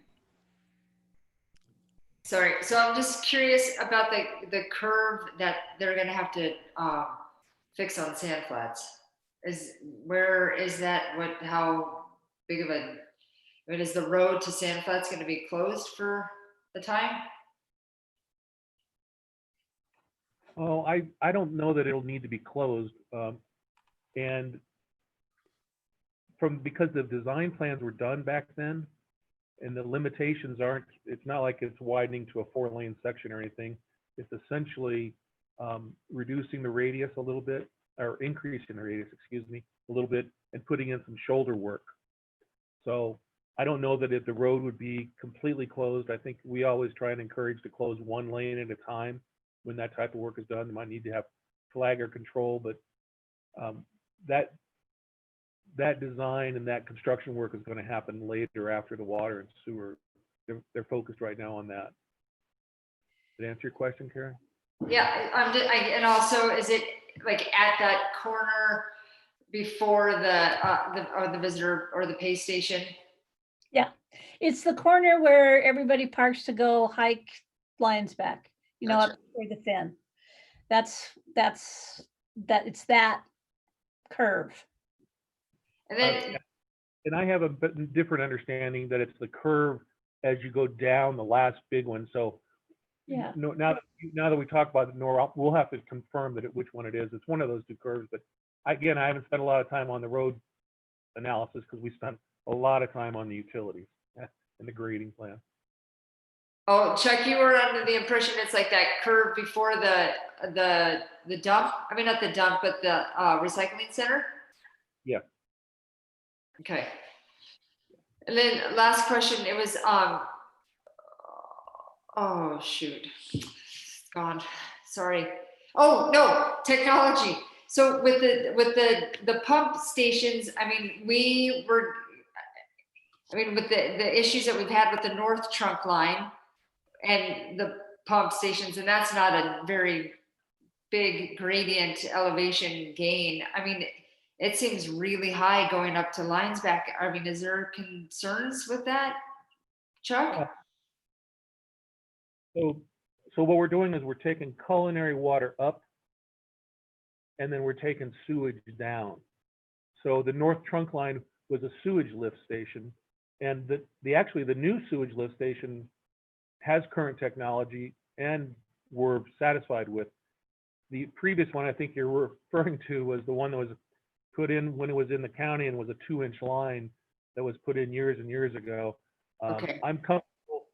Yeah, not only have city staff reviewed this, but we've had our consultants who specialize in water and in sewer with us, and the developers paid the cost of those reviews, plus the state water and Department of Environmental Quality sewer have also reviewed this. So we all have confidence that it's the latest technology. And we had to put in pumps, back to Mike's question about power, that'll help minimize the power needs for that. There's technologies that allow you to do that. Okay, thank you. No more questions, Mike. You are muted, Mike. Sorry. Yeah, sorry about that. Chuck, you talk a lot about the engineering staff. This is a big development, and as last I heard, it was just you and Mark. You guys keep up with all this? I mean, there's a lot of stuff to keep an eye on up there, and this kind of reminds me of, you know, government entities regulating private developers, you know, for all manner of things. Oil and gas is particularly susceptible to it. I mean, it's a little scary. I mean, suppose somebody decides to cut corners, and you just never got around to checking it despite your best interest because you're just overwhelmed with other work. Is that a realistic scenario? Well, you forgot to mention there's one other member of our department who's Beecham Bosch, who's our full-time construction inspector. And Beecham is at Lions Back every day.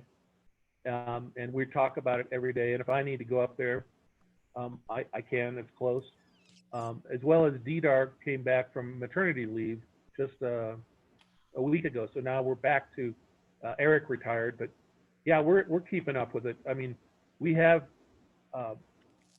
you know, the timing was actually good from a staff resource standpoint because we finished the North Sewer Trunk Line, our project, and now this one started. So Beecham has the time. Of course, we have lots of other projects we're inspecting too, but he has the time to take care of it. So I feel confident that we have the resources to do this job.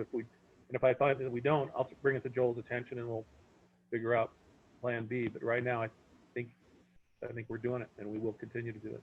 Well, it's good to hear. If, you know, bring it to our attention too, because we don't want this, we don't want a mess, you know that. Oh, yes, sir.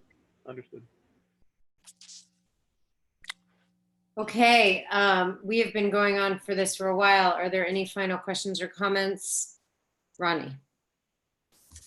Yeah, I had a bunch. Okay. So obviously we've been talking about this for a long time. Some of us have been on the council since 2016 and went through the major minor discussions about that. And it's been a little while since we're deep in the weeds of all the documents. So I'll try to spend a little more time with them. But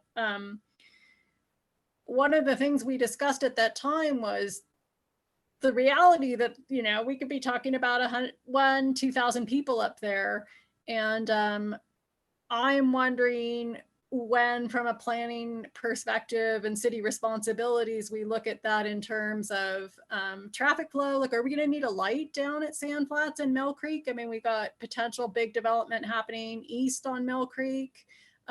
If you are someone who lives on that street or travels up that street, you know, there are already sometimes traffic backups going up to Sand Flats or other areas around there. So that's one of my questions. Like, how do we plan or to take some responsibility up front for some changes that might be happening there, both in terms of notifying people who live and work in that corridor, but then also to plan for that volume. Another thing is, let's have Chuck answer that question. Chuck, is there a plan to have a traffic light at Dave's Corner Market? There's not a plan for traffic signal at either that intersection or the Mill Creek intersection. What there is in the agreements, though, is once the development is starting to become operational, and Nora may remember which phase it is, I don't remember which phase it is, but if we find that there is a problem with the traffic volumes, the city can form an assessment area and overlying Lions Back, and they'll be responsible for contributing funding, the residents will, of the Lions Back development to pay for their share of improvements that are needed due to the development. So And is whenever the they, assessment area going to include both the Abbey subdivision and the Lions Back development? the agreement for Lionsback says that there's an assessment area. We don't have a subdivision agreement for Abbey subdivision yet. I don't believe, nor do we? We don't.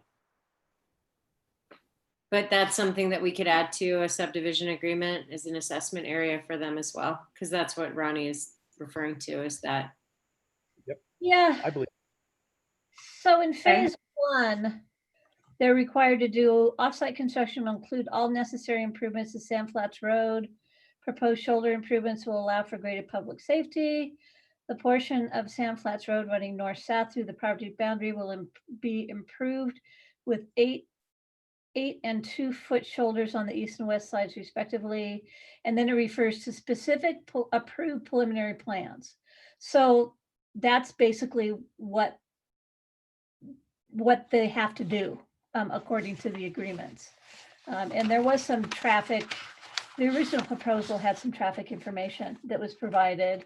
And I presume that the shoulder widening and the curve were both sort of as a result of that, those traffic studies back then.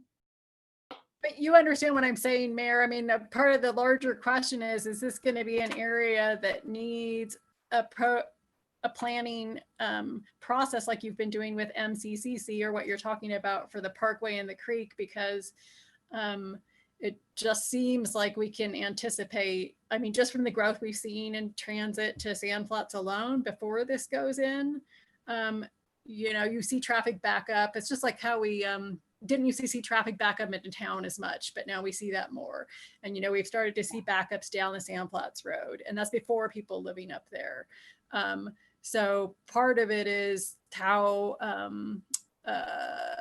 proactive do we owe it to the community to be? And I guess along with that question, I can't remember exactly where the city border is. So maybe Nora had asked, and maybe it's still helpful. I can go on the internet map, but it might still be helpful to see the property ownership adjacent to all this, because what I'm a little unclear about is how much additional mileage the city's going to be responsible for in terms of road maintenance. Because of course that road won't just have the traffic from Lions Back. It's a very heavily used road for recreation, not just for Sand Flats users, but everybody who walks just above the landfill, but everybody going to the landfill and the animal shelter and the cemetery.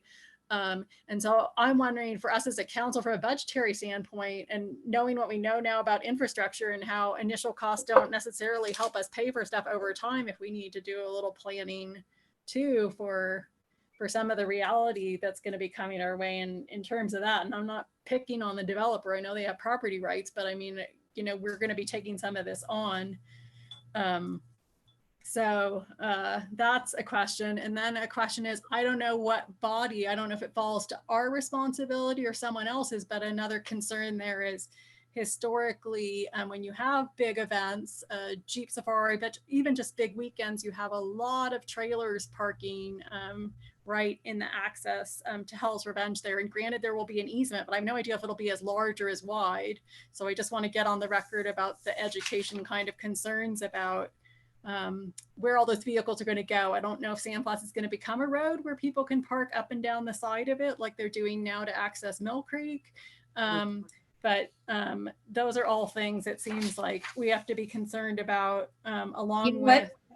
Great question. That's a great question. Will people be able to park alongside Sand Flats Road, or will that be restricted? Have we decided, Chuck? I don't think it's been completely decided. The area like where the utilities are right now, their construction yard that's up there, if you've been up there, I think that's where the employee housing is going to go, down in that area. So I think that's the area Ronnie's talking about, where people park trailers now. So that area will go away.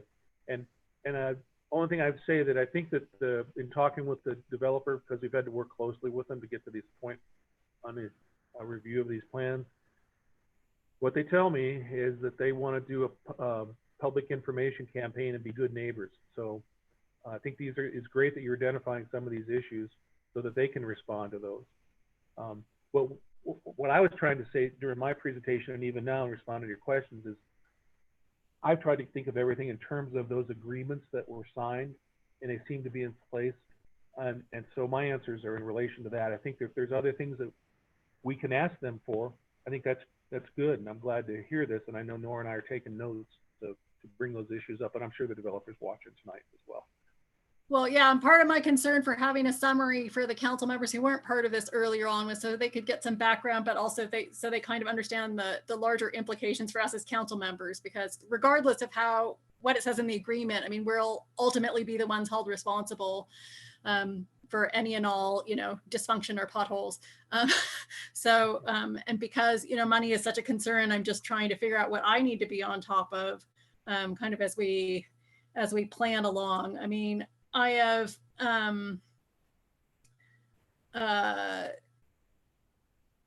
other questions that I can probably just save until, like Nora saying, we're going to have a lot more discussions about this probably. But and then I was just wondering, so Nora, we had for a long time our ongoing vested overnight accommodation list, and we would often have a placeholder for Lions Back because of course nobody knew what was really going to happen. But should we now effectively be adding 257 to that, even though, I mean, well, I guess everything on there is a unit, not. Well, I mean, we certainly could update that list based upon what's now been built. And whenever I presented the information, I said this many units plus Lions Back. So, and it was before I had really had an opportunity to dig into all the agreements and understand the numbers of units and things. So, at any time we could do an updated existing overnight accommodation map and update it so that those things that were pending or under construction now show as existing, and we can, now that we have a more accurate number of Lions Back, we can add that into. So yeah, we could certainly do that. And I always tried to mention that Lions Back was out there. And I guess my last thing would just be, so I noticed in the agenda summary, there was reference to having met with the developers and eventually there'll be a time and a place to discuss a public process. And you'd reiterated for me that just because I asked for clarity, that really most things now are administrative decisions. They aren't really legislative. So I was just curious, is the public process called for, or will that just be kind of voluntary, or because people feel like they'd like to offer it? I just didn't know if there was any required. I'm gonna direct that to either Joel or Lori, because I'm not a lawyer, and but we have been talking about things. Technically, it probably could be done primarily legislative and maybe even without a public hearing, but we want the public to be a part of the process somehow. And so we've been talking to the developers about that briefly. Lori or Jill, go for it. Yeah, so Ronnie, it's a great question. And the answer is that we are going to have a public process. The thinking is that, it may not be required under our code, but what we want to do is make sure there isn't going to be a challenge saying that our code in essence violates state land use requirements. So what we would like to do is have the public process for legal reasons, but also for reasons so that people can come and be heard on the project. So we think it's important for a number of reasons to have a public process, especially since, that was the big issue of contention in the second Lions Back litigation. Okay, thanks. And I'm just going to ask a favor, since a lot of you weren't here at the time. When you do bring that forward, can you be really clear for us about legislative and administrative and the role of clamor? Because I think that really helps the public too, because if they know it's a situation where clamor contributes to a legislative decision, that's one thing. But if they know it's an administrative decision where they can come speak, but clamor holds no place legally, then they kind of need to know that too, so they understand that it isn't really, they can say things, but it has no legal bearing. Right. And Ronnie, what you're referring to is court cases that have talked about, you know, a finding of fact versus being swayed by mere public opinion, not supported by facts, correct? Yes, but we've also been in situations while I've been on council where it has been made clear to us, this is an example of an administrative decision, and, you know, you can't, you know, people are giving you opinions, but it really doesn't have a role as opposed to a legislative decision when it did. So it's both this, I guess, the strict legal stuff you're talking about, but also the public's perception and understanding We'll of. make it clear going forward what we're bound to do and what we have options to do. Okay, any other questions or comments? Karen? I'd like to, you know, tell Ronnie, I appreciate you bringing up the traffic congestion on Mill Creek. I mean, we are going to see not just this development, but Abbey, and then all the high density overlay housing that's going in on Mill Creek as well. Like it's going to be people's general way to get there. And if there's a way that we can address congestion before, like be proactive instead of being reactionary, that would be very helpful, because already it's very difficult to make a left-hand turn on 400 in the mornings or at 5 o'clock in the afternoon. And so, you know, the question of a light, or, you know, those studies, I really do think we need to think more closely about what, I mean, because that development there's going to be a lot of development off that section of our community. So, And I just want to make sure we have an emergency response plan for when the relatively narrow road is backed up in both directions. I was going to say, we actually have been, the character of that section from Mill Creek Road north, once you get past Dave's, is really changing a lot with the amount of traffic that's coming in. And right now it's all zoned, a bunch of it's zoned R2. And at some point in the future, it may just not make really good sense for a lot of people to be living along that road. And long term, we may want to look at the land use and what's appropriate given the circumstances. The other thing I wanted to mention is Chuck mentioned it before, we're in the process of working on a regional transportation plan that will include Moab specific recommendations. And hopefully that plan will identify this Mill Creek area as pretty high on the priority list, so that if and when state funds are available, that we would be able to apply them toward it, because it has to be in the RTP in order to get money to do it. So it's something that is also being looked at in that regard. thanks. Well, as somebody who lives on Locust Lane and is right up front with the, you know, the pending congestion that we are going to have, the way that the streets line up between 300 Locust and Mill Creek, and then even Mill Creek Pueblo, as you know, Nora, it's a mess, and it's going to get bad for sure. So we do need to think about that sooner rather than later, and this is the sooner. So, all right, any final comments, questions? Thank you to staff for this time on the agenda tonight. And we will move right along to new business.